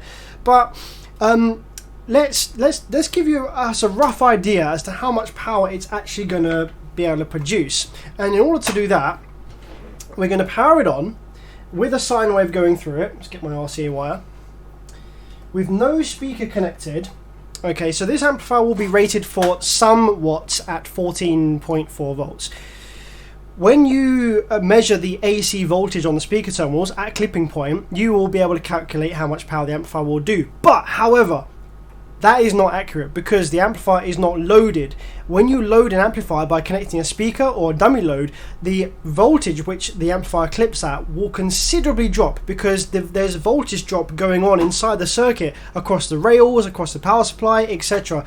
So let's say you might get 80 volts from the speaker terminal with no speaker connected at clipping point. As soon as you connect a speaker, it's going to start clipping at like 63 volts. So what we can do is we can actually turn the amplifier on, but rather than having 14 volts going in, 14.4, we're going to only let like 12 point, I think I calculated this, usually works well, with about 12.2, 12.3 volts going in, and the AC voltage that we read at clipping point at 12.3 volts equates to about the same as the loaded AC voltage at 14 volts. So we can get a rough idea of how much power this is going to do.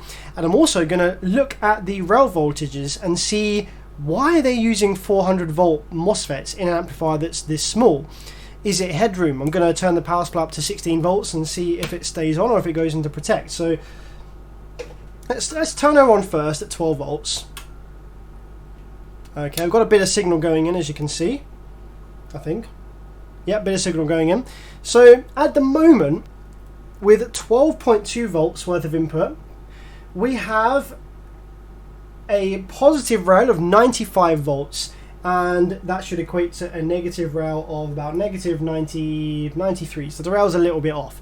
So the maximum potential difference between the positive rail and negative rail is just going to be the two rails added together, 95 times 2, which is 190.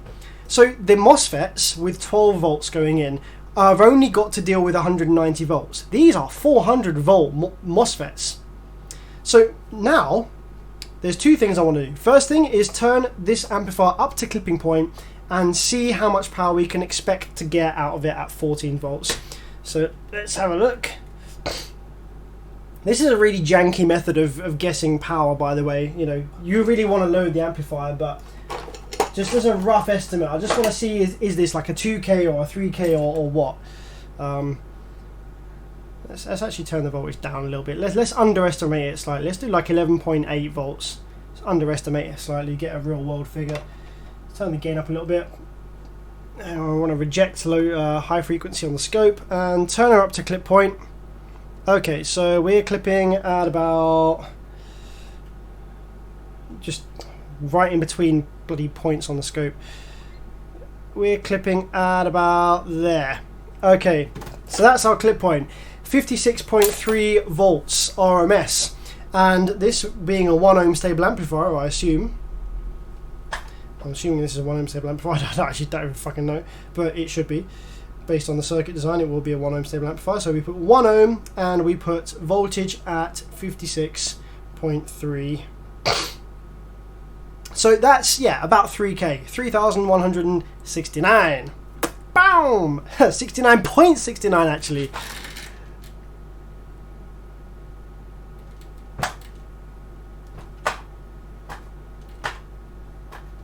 So, yeah, it's a 3K amplifier. So, the only reason that this should be using 400 volt MOSFETs is if this is meant to be 18 volt stable. So I unfortunately can't give it 18 volts because my power supply only goes up to 16.3, but let's give it 16.3 and just see how high do the rails climb.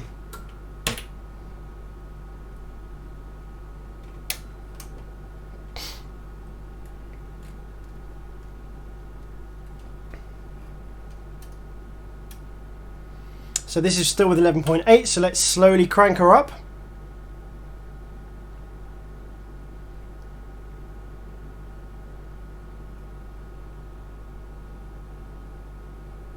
There we go. 16.3. And rail voltages we have 128 volts.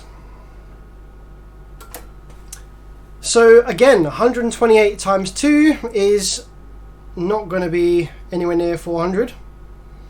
So 256. So even with 18 volts, I imagine we would probably see around about like, okay, so with 18 volts worth of input, then this amplifier the rail voltages would be creeping up towards, oh yeah, no, it wouldn't really though. Nah.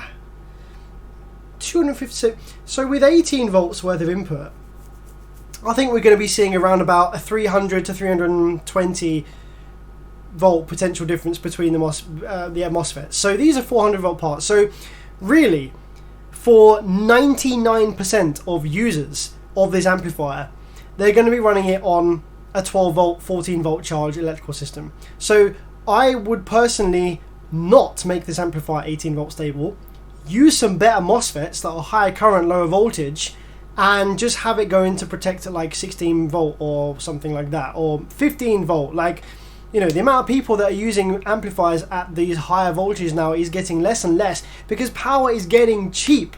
So the reason that people would use amplifiers classically at ridiculously high voltages to get more power was because amplifiers of that power were pretty expensive, and either that or to stay in a specific amplifier power class like walled 6K. You can't use an amp that's bigger than 6K, so you run it at 18 volts and it makes like freaking 9K or something like that.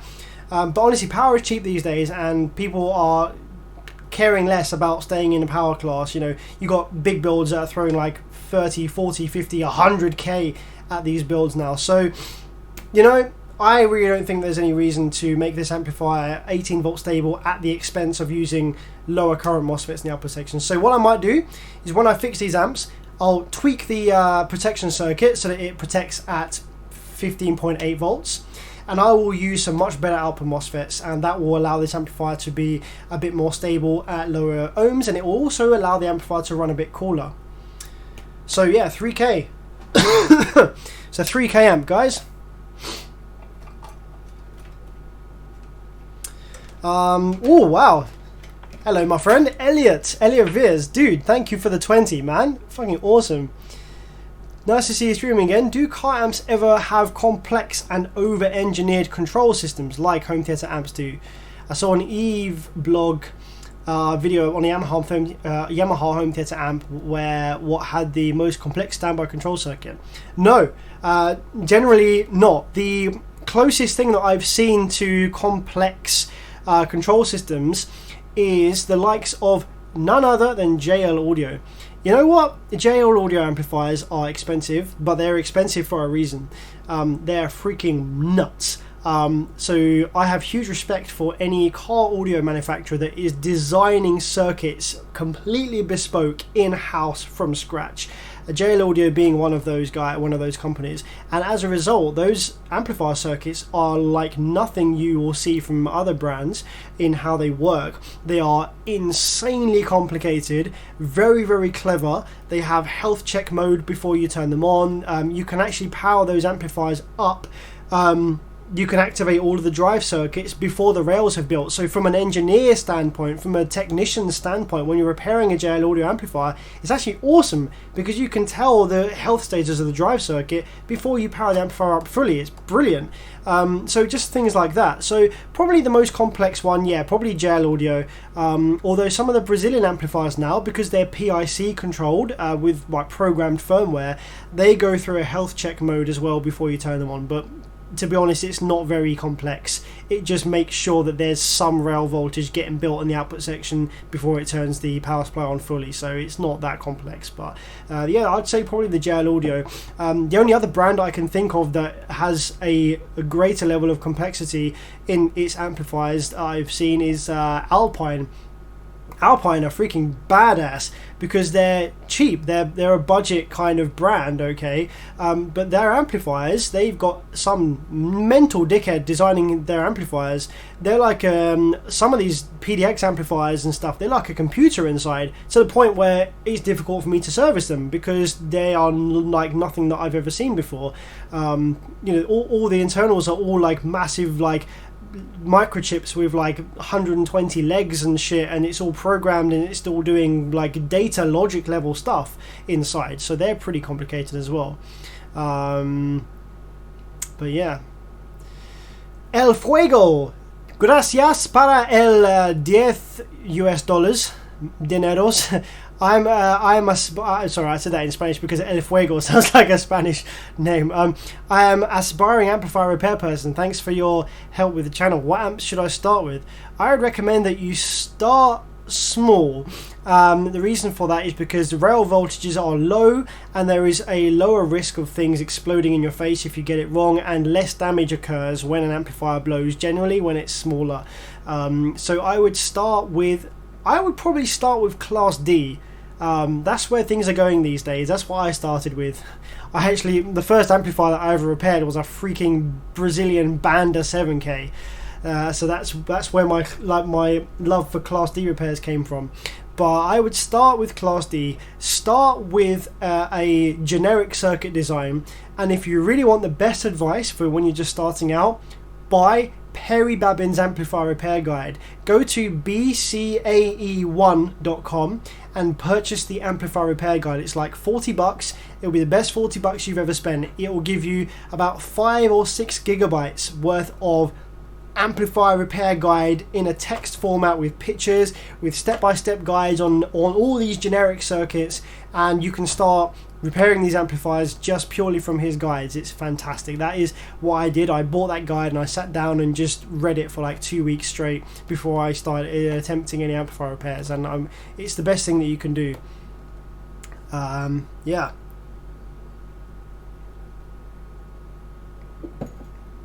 Take a look at 25 Hertz to Life says, take a look at the B2 reference amp. It has a gut photo. Okay. You know what? Let's take a look at the B2 reference amp. Is that what it's called? Do I just Google that? B2 reference amp? B2 reference amp. Let's give you my screen video capture, display capture. Yeah. There's OBS for you guys. Okay, so B2 reference amp. Is it this one? B2 audio reference 4, maybe?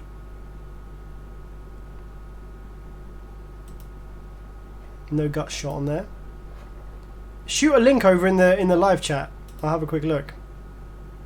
Oh, here we go. Maybe it's this one.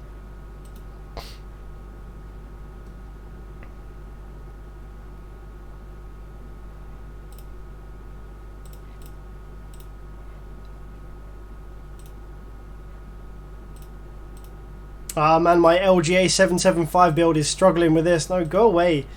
Go away, Blade Ice. Ah, that looks pretty cool.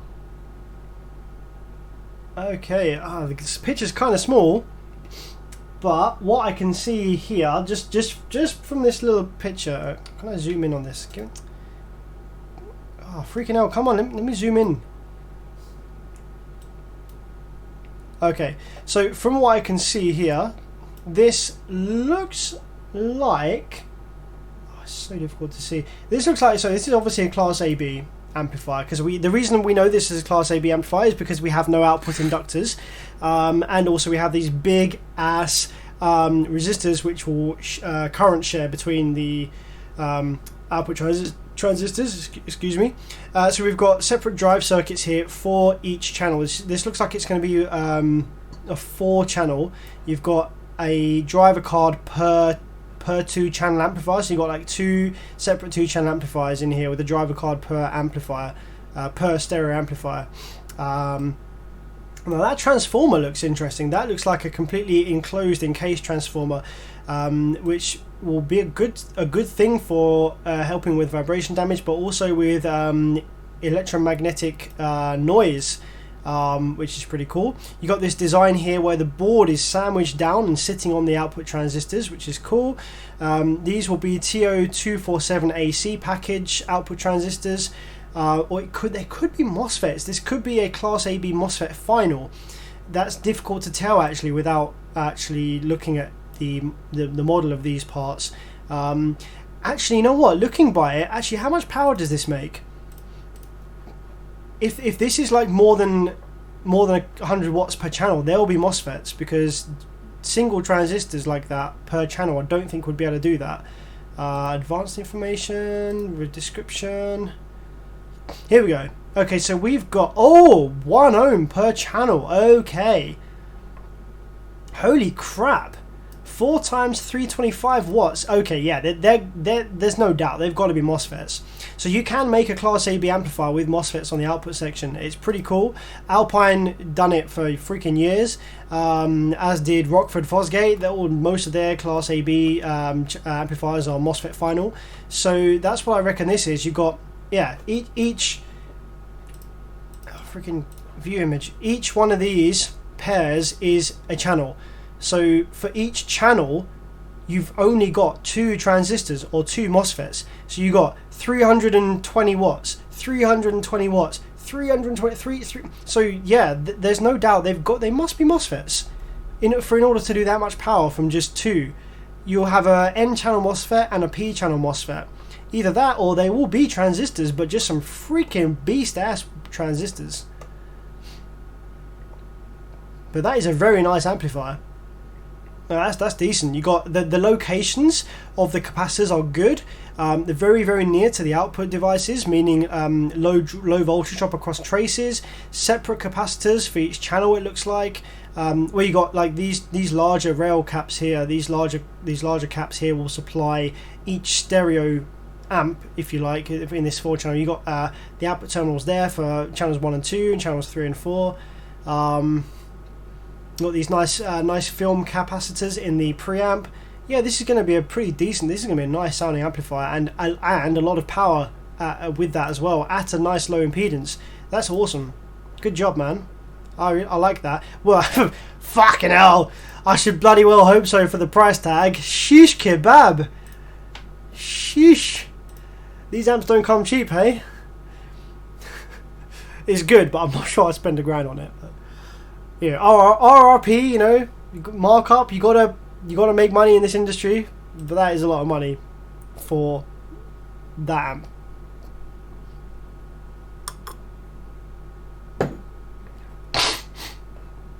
The 40 amp fuses are internal. Why? Let's have a quick look. I didn't notice that. I don't know. Good question. Maybe just to keep a clean look on the outside, perhaps? Yeah, I don't know. Inside, outside, as long as you don't blow the amp, it doesn't make a difference, I guess. Right, anyway, been chatting for too long. Actually, you know what? Just before we get the next one of these amplifiers, because I've got 4 of them here, I'm just curious to take a look at this DC Audio 5K. A few people was like, oh, that's a beast of an amplifier. And what's funny is I might actually be able to show you that inside of this DC Audio 5K is the same goddamn circuit style design as what was in that prototype amplifier that I was just looking at, because it is the same. It's I think in these amplifiers, in this 5K, it's instead of being a dual to IRS 21844S half bridge, it's a quad. So it's the same circuit as what was in that prototype, but instead of having 2 amplifiers on the same board which parallel together, it's 4 amplifiers that parallel together.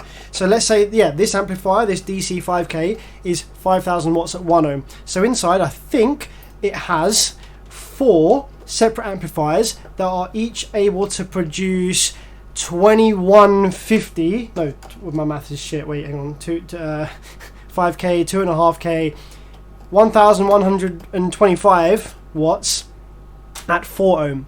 And they all parallel together to give you the fucking the one on its own 1125, and then you got 2.5K, and then you got 3.5, and then the 5K.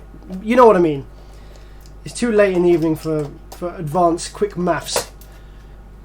But yeah, each of these little sections on the board is able to produce a quarter of the power at 4 ohms, which then all parallel together to 1 ohm for 5K. And hey, I was correct. I was right. That's what we have. See the 4 output inductors here? That is 4 separate little amplifiers on here that all parallel together to give you 5K at 1 ohm. And the drive board, we can see here, is just the same as what was in that little prototype amplifier just there, but instead of having a dual IRS 21844S, we have a quad IRS 21844S driver board, which this is one of the most generic driver boards that you'll ever see in car audio. In fact, I have, let's see, how many of these spare driver boards do I have from all various different amplifiers. Let's grab some of these out.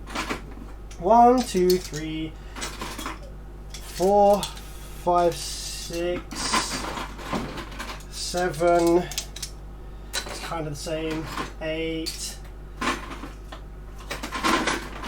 No, there's a few more in there that maybe this one. There's a few more in there I can't reach right now. But hey, look, check this out. What? Look, this is the same driver board. Ta-da! And I've got 1, 2, 3, 4, 5, 6, 7, 8 of these, all from different amplifiers, from different brands. They're all the same shit.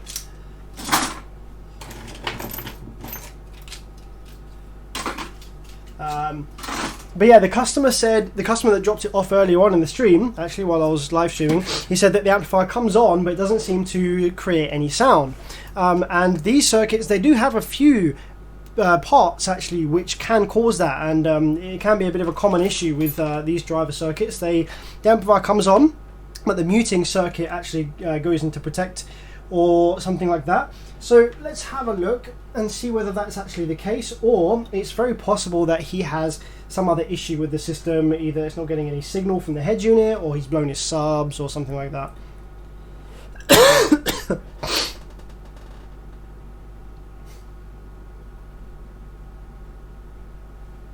Let's get the remote wire plugged in here.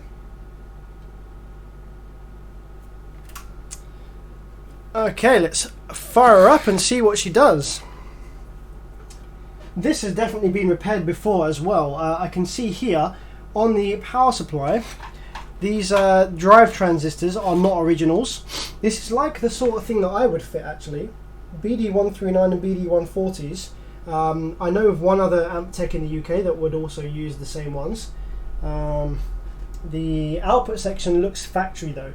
I don't think, yeah, the output section hasn't been repaired, so this has had a blown power supply before in its past.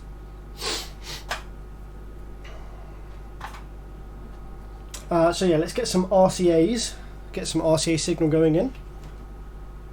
Let's see if it makes audio.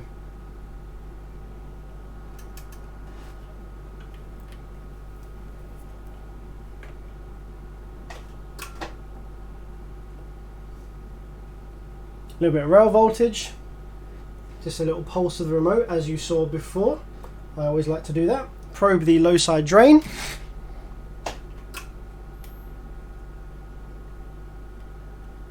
There we go. Oh, would you look at that? We've got signal, we've got audio. But just because there's audio on the MOSFET drain, there we go, that's audio, that's how Class D works. That's how it creates a sine wave. And if we zoom out on the scope, you can see that that lot of noise, if we turn it up, it sort of becomes a sine wave. You can't really see it, but it does, believe me. But yeah, that's how that works. So if I go ahead and now probe the speaker terminal, let's make sure that actually the audio gets to the speaker terminal, because it's on the MOSFETs, but is it on the speaker terminals? Yep, it's on the speaker terminals, so there's nothing wrong. Ta-da! Works fine. Let's crank it up to 14 volts, just make sure that the audio doesn't disappear at a high voltage. Yep, works fine. You'll be surprised at how many amplifiers I get into the shop that actually just work fine, and the guy's got some other problem. Maybe I should just give him a quick call, see if he wants to come pick it up tonight rather than have it sitting here.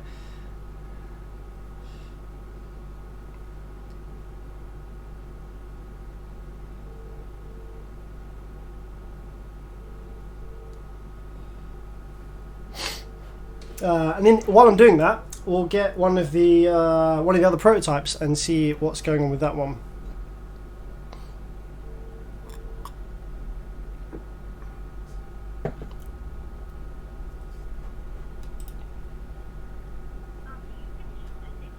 No answer. He's probably sleeping. Fuck. To be fair, it is midnight. I didn't realise the time. Fuck. Oops. Sorry. Didn't mean to call him that late. Right, anyway, let's put that back together before I lose the screws. I love that sound it makes.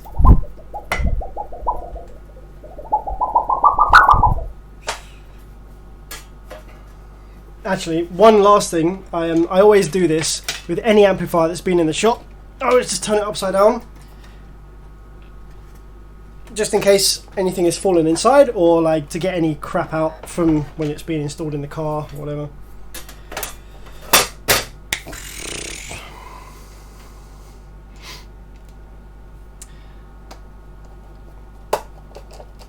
But yeah, so yeah, he sent this one in and said that there was no audio at all. No, shit, no, fuck. He said it kept cutting out. Fuck. So in that case, I'm probably going to have to actually run this a bit longer. So I won't do that on the stream because that's really long. He said this cutting out. So what I'll do is I'll put these screws in a little bag. And then tomorrow, I'll run this on the bench for about 3 hours or so and see if it cuts out.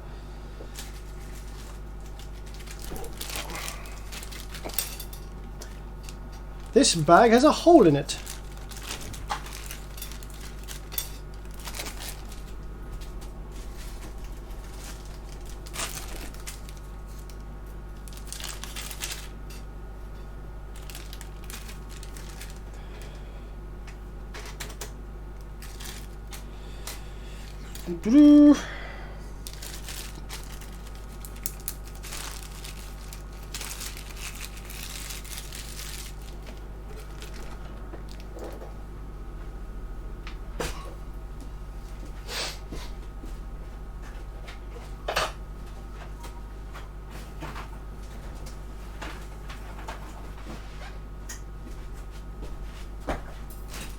Okay, so this is the second one of these prototype amplifiers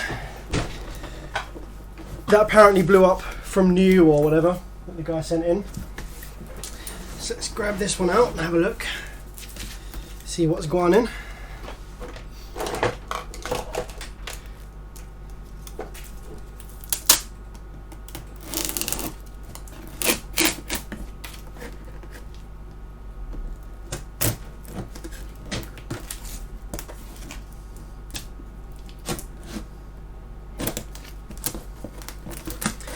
Flexin500 says, I have a question about full bridge efficiency that isn't making sense. If you can answer, yeah, fire away, man. Tell me a question. I'll see if I can answer it. Sam, can I send... Wait, oh, hang on. Wait, what's going on here? 25 hertz to life. What are you saying, Brew? Oh, here we go. I can send Sam one to review if he has the spare time. Oh, that's for the audio B2 audio reference amplifier. Yeah, I'd love to make a review of that. That'd be awesome.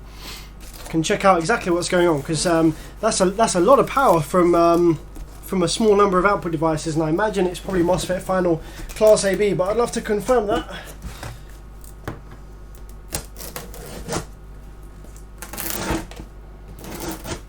Also, another thing worth mentioning is that on the market at the moment there are quite a number of, well, I say there's quite a number, there's a few amplifiers that are available which are class AB and 1 ohm stable.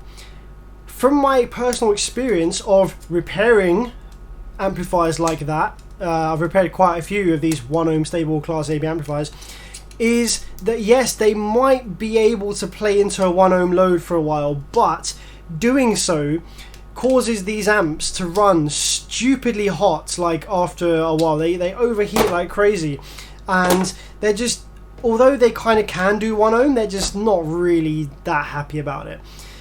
So if this B2 amplifier states 1 ohm stable per channel, I would love to actually run it at 1 ohm for a while and just see if it gets as hot as some of the other ones do. And see, you know, what B2 have done differently about that amplifier to you know, what about that B2 amplifier makes it 1 ohm stable? Is it that it's using MOSFET final? Is it a very clever cooling design? Is it low bias? I doubt it's a low bias because it's an SQ amplifier, which probably means it's high bias.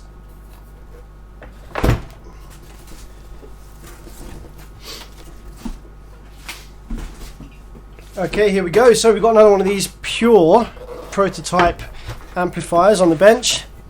This one's got a few scratches, but let's have a look and see what's going on in this one. Do the smell test. It doesn't smell bad. It doesn't smell like the power supply is blown in this one. Hopefully this isn't the one that was sent in that works fine, because that'll be annoying. That I just happened to get this one out. Yeah, so Pinky Love, apparently these amplifiers were all kind of prototypes that all blew up like very shortly after being brand new, or they blew up like straight away as soon as you apply the remote. And so this guy from Canada sent me 4 of these amplifiers to try and figure out why that was the case. So based on their circuit design, I've got a few ideas as to what could potentially have been causing that. I've looked at one of the amplifiers already so far, but from that one amplifier it didn't seem to exhibit any of the potential issues that these circuits might have. But it had been repaired before. Now let's have a quick look at this one. I have to say the build quality is fucking horrendous. So just quickly, just looking at this power supply drive circuit right here. Let's try and give you this in like a good view. So like, I don't really know if you can see, but all these power supply drive transistors, they're way too high. Like some of them are high, some of them are like down low and like all bent over at a dodgy angle. So that's like kind of half the legs are high, half of them aren't. That one's standing up way high. This one's really high, and this one's kind of at some next angle over here, like kind of leaning over, like chilling, about to fall over. And then you got this one over here. I can't really make this out on the camera. I need to get like a better handheld camera to show you shit on the stream, I think. Yeah, this one over here, this is kind of like laying up real high. This one's all bent over weird and sitting down too low. The build quality is very rushed. So yeah, not too great. Also, this thing here, this is the thermistor.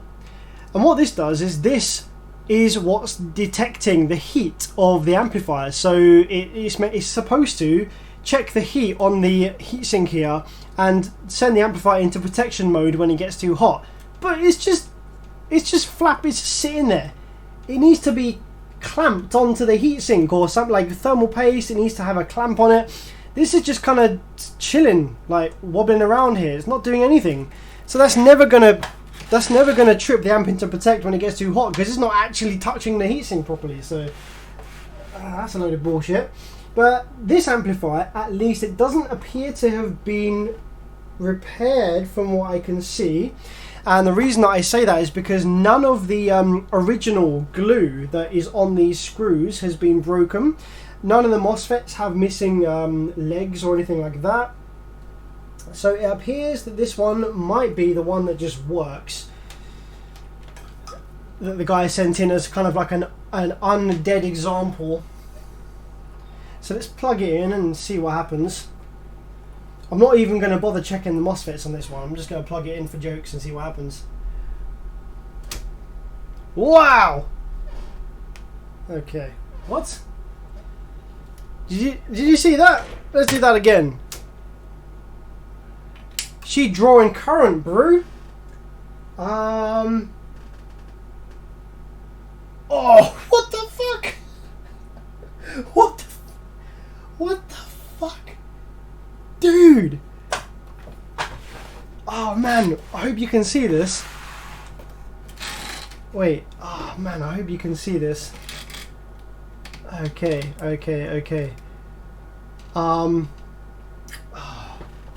What the fuck's going on over here?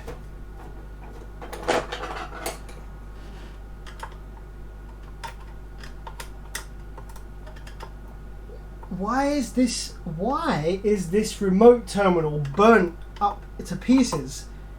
What is going on here? So this trace for the remote wire is all like burned and lifting away and shit. What? Wait, let me check the other amp and see what. No, the other amp doesn't have that. So what the hell? What? How on earth do you burn the remote terminal? What's that all about? Maybe this would be fantastic if that's the case. Maybe the customer accidentally hooked this amp up backwards, and actually what's happened is these have done their job and got really, really hot and actually blown, saving the amplifier from dying.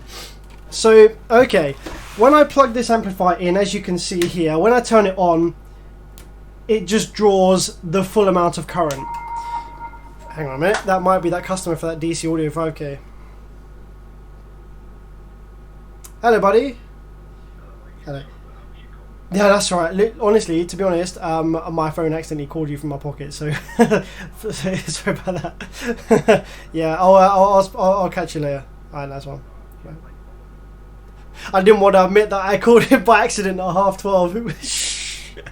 Fuck. But no, he wasn't sleeping, so fine. But anyway, so with this amplifier, so either the reverse protection diodes have blown because this was hooked up backwards, and that's why we have this constant current draw when we try to turn the amplifier on, because these diodes have now shorted both ways, so they're not blocking in one direction anymore, they're allowing currents passing both ways, or the power supply MOSFETs themselves have actually shorted. So let's figure out which one of those things it is. Is it the MOSFETs or is it the protection diodes? The fact that that remote terminal was looking so burned has me thinking that maybe this amp was hooked up backwards by the customer.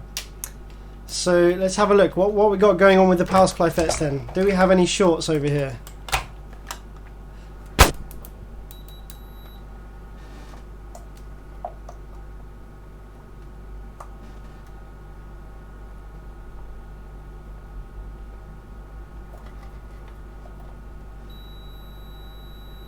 So we've got a dead short between the source and drain. And source and drain is just connected to the power terminals. So that doesn't necessarily mean that MOSFET is dead, because if the MOSFET blows, then usually what happens is it also shorts the gate leg.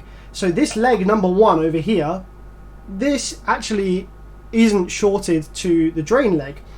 So I think, provided that none of the other MOSFETs also have this issue,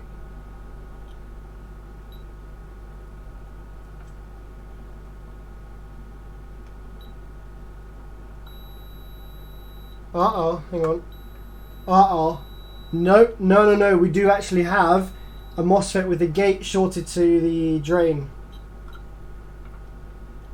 Okay, so it's probably power supply FETs that are dead.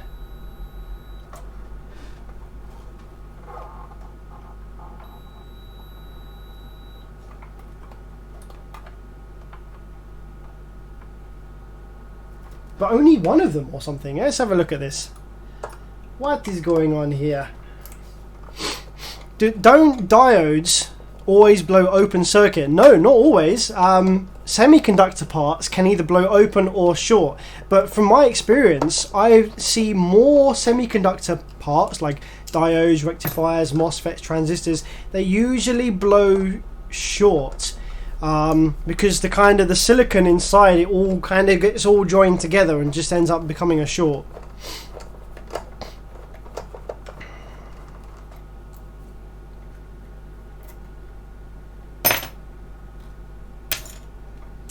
So there is a MOSFET here that we just saw a minute ago that had a short between the gate and the drain.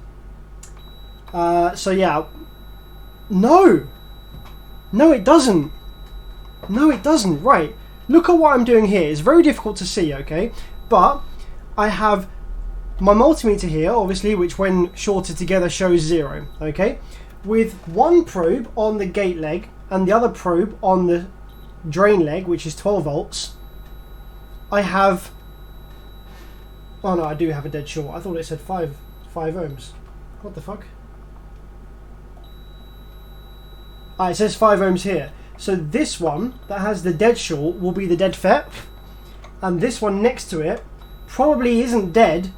It's just showing a short because it's reading through the gate resistor for the one on the other bank. So if I snap this one off, I imagine the short might disappear.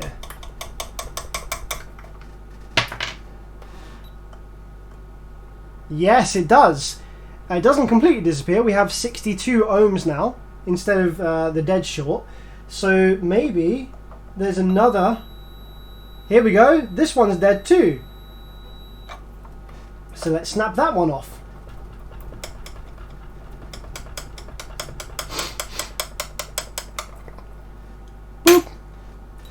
Now let's see what resistance we get now.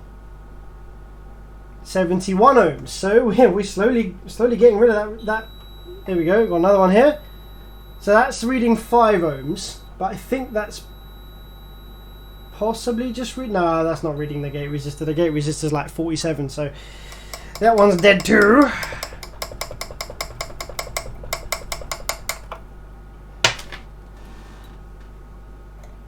So is there any single MOSFET in this bank that survived? No. That one's dead. Really? All these? How strange. We lost one bank of power supply MOSFETs. Okay. What do you reckon, guys? Do you reckon that the output section survived? Usually when amplifiers blow, it goes like this. Output MOSFET shorts. Output MOSFET shorts, which creates a short circuit across the rail voltage. The power supply circuit creates the rail voltage. So when there's a short between the rail voltage, the power supply circuit gets overloaded, which then blows the power supply MOSFETs. That's what usually happens. That's usually the order which car amplifiers blow in. So we have got blown power supply MOSFETs. So do we think that we have blown output MOSFETs? I would imagine probably yes, but sometimes no.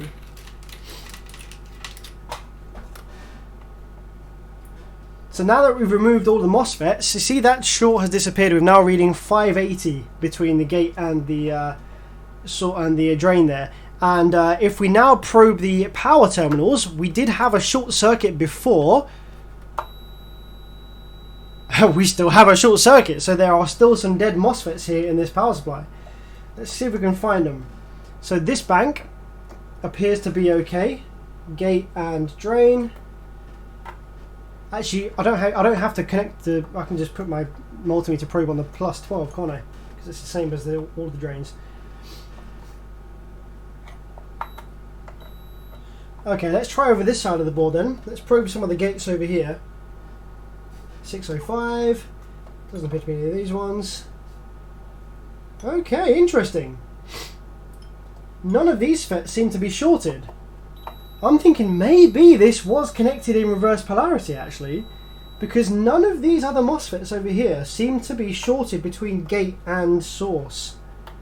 Let's try gate and drain. No, none of these MOSFETs over this side appear to be bad. So I think that this amp was connected in reverse polarity, and I think that these reverse protection polarity diodes are actually maybe dead.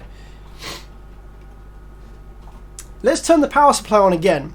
The reason I'm going to turn the power supply on again is before we remove those MOSFETs, the amp was drawing like 3.5 amps, but it was also the voltage was like 3.5 volts, which means that the short was quite a high resistance. If you just short the wires together, the voltage will be like 0.1 of a volt and the current will be through the roof. But actually, when we plugged the wires in a minute ago, the voltage was quite high, like 3.5 volts. So let's see what it is now. Oh, what? Nani? There's no short there anymore. What? What? There was. I swear there was. Didn't I just probe these power terminals and there was a freaking short circuit? I did. I did. This isn't a short, by the way. This is just the capacitors discharging backwards. Wait, that's a short? That's That's a short. Again, now. Both directions. I'm flipping the polarity. We've got 5 ohms both ways. Which is a short, right? Pretty much. But if I turn the power supply on, the short goes away. Something fishy going on here. Some drive circuit issue. So, I obviously have removed the dead MOSFETs. That's fine. That's worked fine. I can't power the amplifier up just now because all 4 of those MOSFETs that I removed, they were all from one bank. So this transformer needs to be pushed and pulled by MOSFETs either side of it. So the 4 MOSFETs that blew were the 4 MOSFETs on like the pull side, for example. These 4 MOSFETs are going to be doing the push. So we can't run this transformer just with push MOSFETs because it'll all overheat and it will basically explode.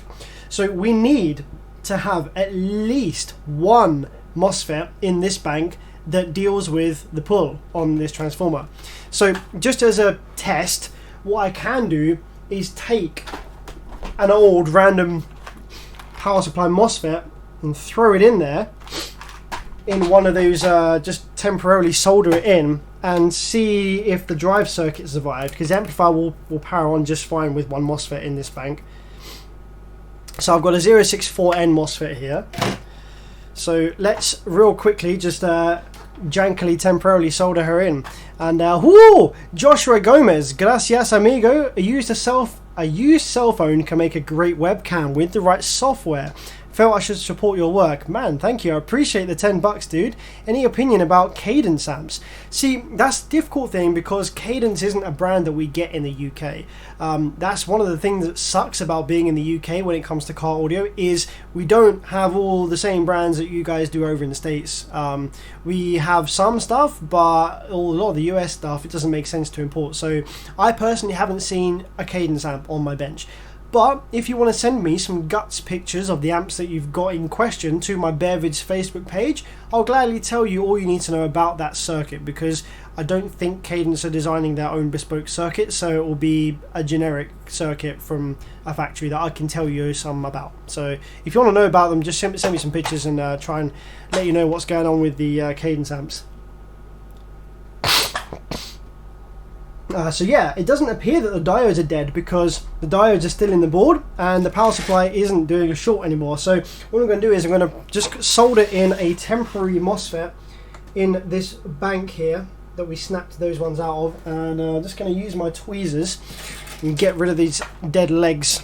So let's find my trusty tweezers and let's remove the legs from the FET that I snapped off.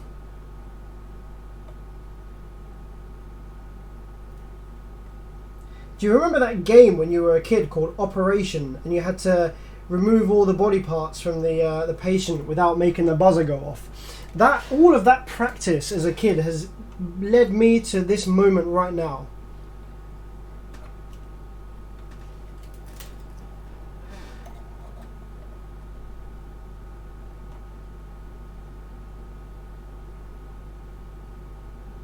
I think that sank down just a little bit too far. Gonna have to use a solder sucker on that bad boy. And I think the same for this one. I've got some black tweezers here actually that are much more pointy, that might work a bit better.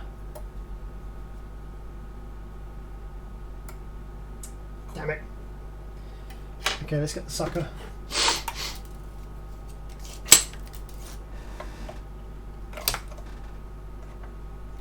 There we go. So also, just curious, how many of you guys grew up with Nintendo Entertainment Systems, and how many of you guys grew up with Sega?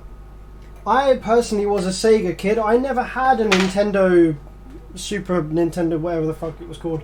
I only had the Sega consoles growing up. I had a Master System 2, which was the cheaper, newer revision of the Master System console.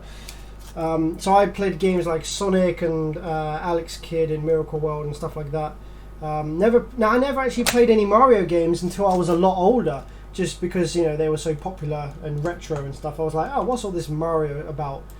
But yeah, for me it was lots of other games that were on the Sega.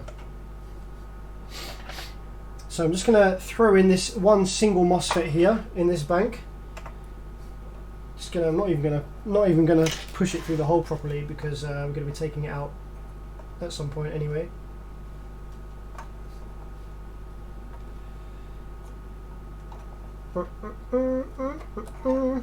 Okay, so that's soldered in now, and I want to check that the gate resistor didn't die on that MOSFET. So that gate resistor should be a 47 ohm, but going by the colours, yep, 46, 45, it was thereabouts, it's fine. Cool, so with that in there now, let's turn the power supply on and see what happens. Cool, no excessive current draw, we're sitting at 0 amps, which means the amp isn't drawing any current. So let's take our oscilloscope probe, and we're going to probe the drain of that MOSFET that we just installed on the bank that did die. And we're going to see if we get power supply switching waves on there.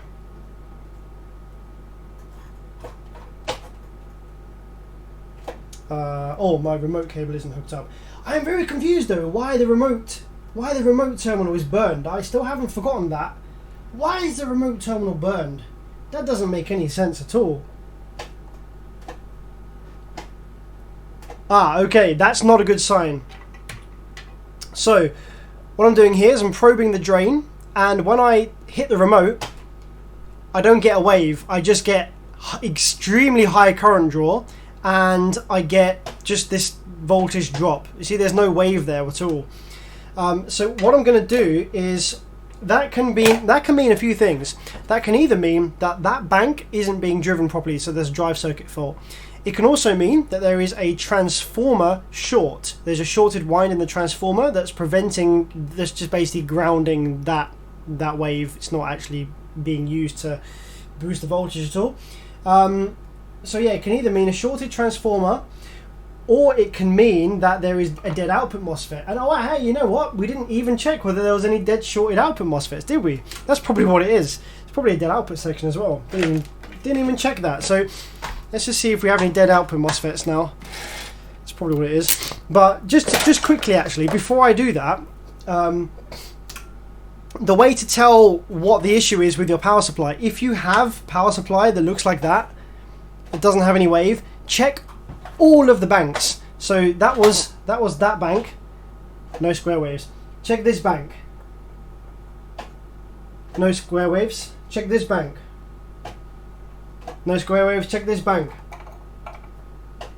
no square waves. So if they all don't have any square waves when you try and power it up, then the most likely cause is that you have a short on the output section that all of those power supply FETs are trying to drive. If you only have like that voltage drop and no square wave on one bank of power supply MOSFETs, but the other banks of power supply MOSFETs have a good looking wave, or have some attempt at building a proper size wave, then the most likely issue is that either the bank that doesn't have the wave has poor drive, or it has a shorted transformer wind. But if they all have the same thing like that, then it usually means that there's a dead output MOSFET. So let's have a look, see if we can confirm that.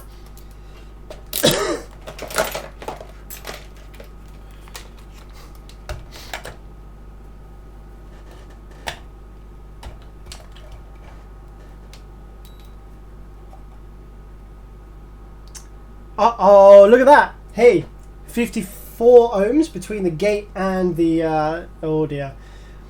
But, you know what, luckily, I think that we're going to be able to do the same as we did with the other one, where we only snap off a couple of FETs here.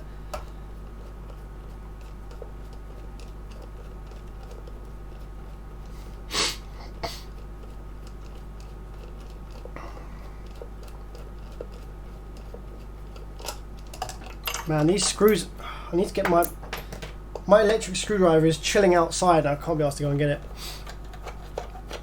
Let's have a quick look in the live chat. A lot of people were Nintendos.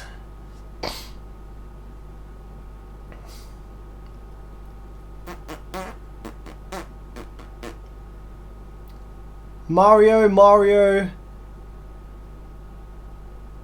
Sega, Commodore 64, old school.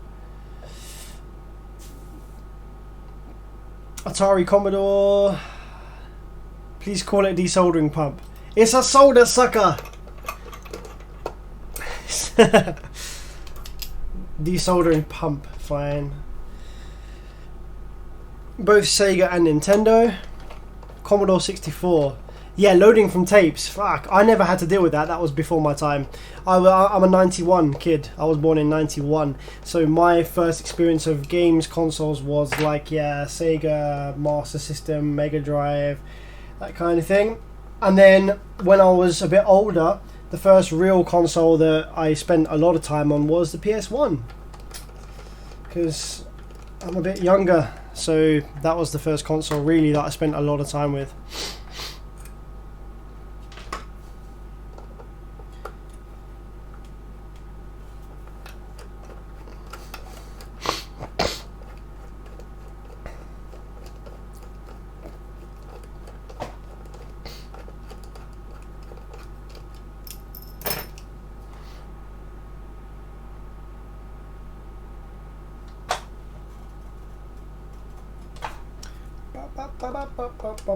Just removing all the clamps for the output MOSFETs, and then we do have some dead output MOSFETs, and the dead outputs are the reason that the power supply wave wasn't present, because there was a dead short across the rails, which is what the power supply is trying to generate. So if there's a short across the rails, then the power supply isn't going to be able to generate anything, so we're not going to get any waves. Okay, so which MOSFETs in the output section are dead? We had a 56 ohms across this one,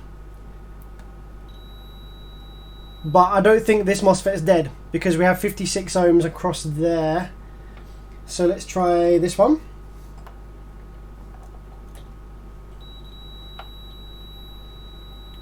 30 ohms. That one could be dead.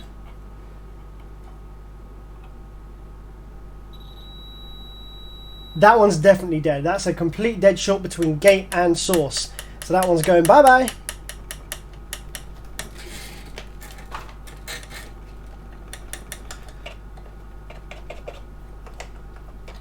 Also, the gate resistor... Oh no, never mind. It was just a shadow.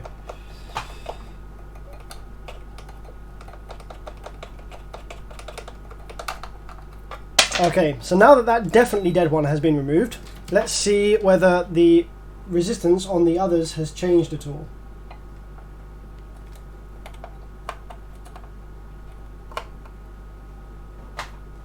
$78, so it's gone up. This one is now 39. That one's 3, so that one's definitely dead as well. This one has 2 banks with dead MOSFETs in it, so the output section definitely took a hit on this one.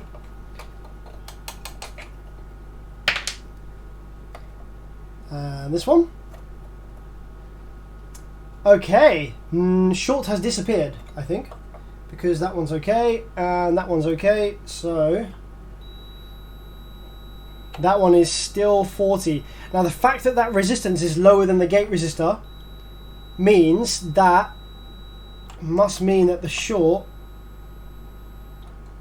is in the FET. It must do, surely, or I don't know though actually. 343. It could be the driver that's actually dead on this one. Let's remove this one and just see what happens.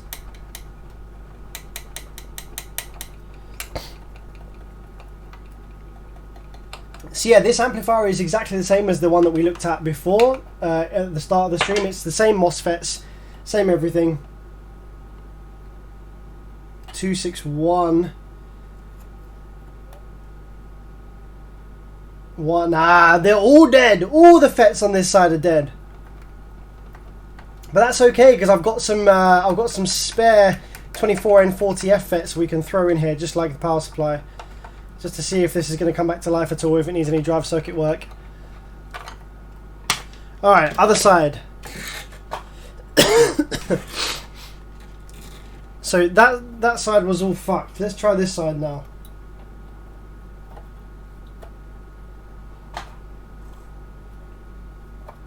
Is this side going to be okay?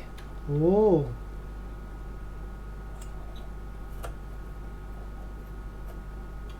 This side seems like it may be okay. Alright then. So now we are left with an amplifier that has one side of outputs that seems to be okay, and another side of outputs where we have lost all the FETs from one bank, 1, 2, 3, and the other bank we lost this FET, but these two appear to potentially maybe be okay.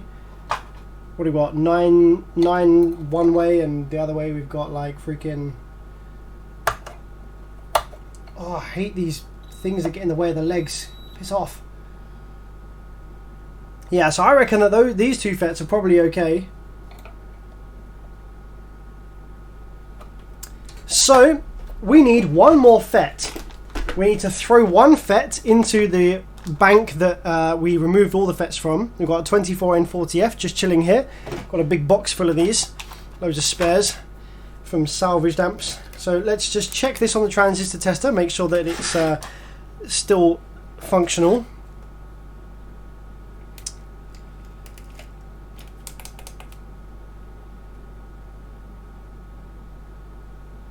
There we go. The RDS is a little bit high on that one actually, which means that FET might have been stressed a bit. Let's try this one, slightly different bank.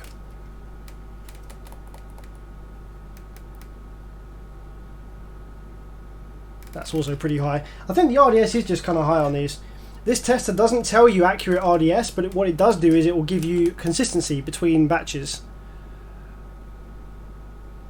There we go, that's better. So we've got 4.4 VT, CG of 3.46, that's gate capacitance, that's the gate turn-on voltage, and the RDS is the resistance between drain and source. So let's throw this one into the bank that had the missing MOSFETs now, and then start to power the amplifier up and just see whether the drive circuit survived.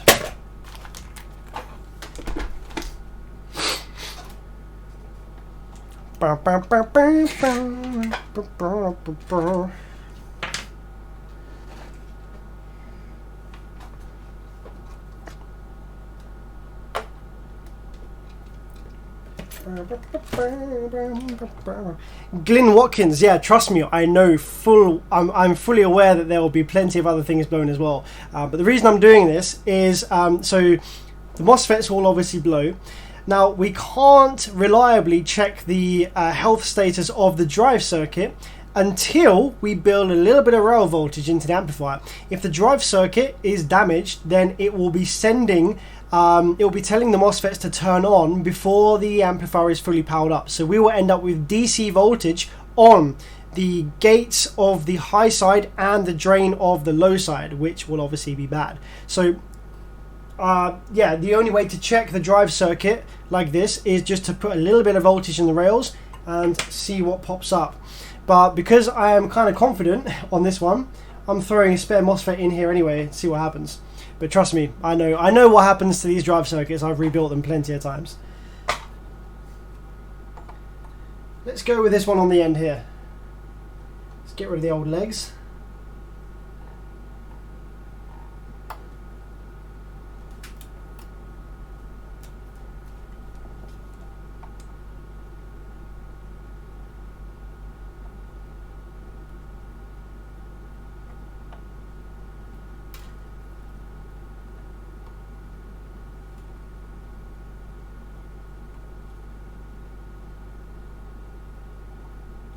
One,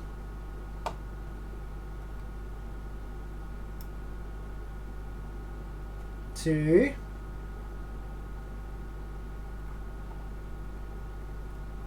seven. Sweet.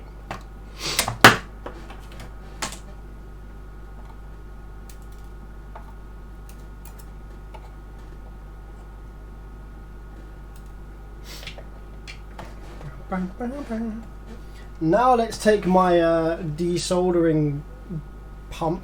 What is it that guy wanted me to call it? Desoldering pump? Let's take my desoldering pump. Let's just get rid of the solder in these holes real quick. One, two, three. And let's take our spare MOSFET that we just tested. I feel like it wasn't this one. Where was that? Where did I put it on the bench? Is it over here? No.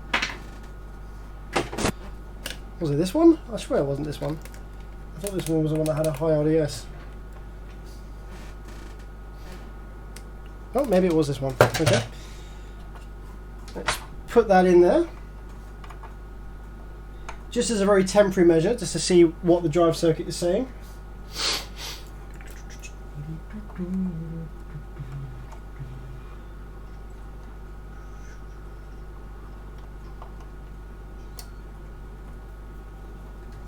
Alrighty then, so now we have one FET per bank.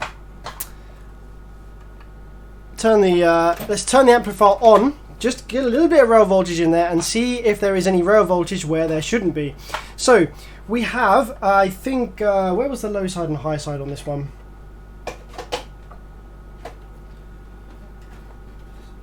Shove the remote in for a sec. So okay, we have, yeah, high side is this little MOSFET. This is the single one that I just refitted. So these three FETs will be high side and these three FETs will be low side. So on the high side we should have leg 1 0 volts. Nope, drive circuit's fucked. And this is what I was saying about where you need a little bit of rail voltage. So what we should have here is we should have leg 1 0 volts, leg 2 positive rail, leg 3 0 volts. But in fact we have leg 1 negative some 8 volts. It gets higher when I put more rail voltage in. Leg 2 we have positive rail. Leg 3 we have nothing, which is really interesting. Whereas on the low side we should have negative rail pin 1, Pin 2 we should have nothing. Pin 3 we should have negative rail. Now what is really, really interesting and slightly worrying is, wow, that's actually kind of slightly worrying. Oh no, never mind. No, I'm chatting shit. Never mind. But usually there is DC on both 1 and 3 of the high side when the drive circuit's fucked. So on this amplifier, we're going to have to change the drive circuit, and the drive circuit is on this board here. So when that focuses, let's get some light on there. So here's the drive circuit for the output section. This chip here is what is responsible for driving those MOSFETs. So on this bank here that has the issue, this chip will need replacing. Also possibly this diode, this capacitor, and this small transistor here. These can all die when the MOSFETs fail in the output section, but usually you can get away with just replacing the chip and all is well. Let's check the FETs on the other side of the board. Let's see if any of the ones over this side have a bad drive circuit. They shouldn't do, because obviously the FETs didn't die, so let's have a look. No, see, that all seems fine. We've got positive rail on the back of this high side, but then pin number 1 we've got 0 volts, which is where it should be. On the low side we should have 0 volts on the back and should have negative voltage on pins 1 and pins 3, which we do. So the only bad drive circuit bit is this one over here. Over here. So that needs replacing. Do I do that? Do I bother doing that right now? Do you want to see me do that and see this work, or shall I do something else?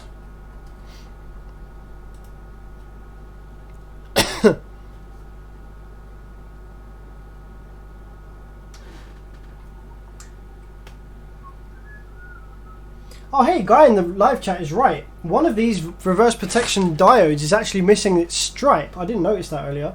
Well spotted. So yeah, it's possible actually then that this was actually hooked up backwards at one point, but the diodes seem to have done their job. Because yeah, this diode isn't shorting anymore. This has definitely got really hot around here, and this diode is missing its stripe. So yeah, I would say that probably right on that one. Well spotted.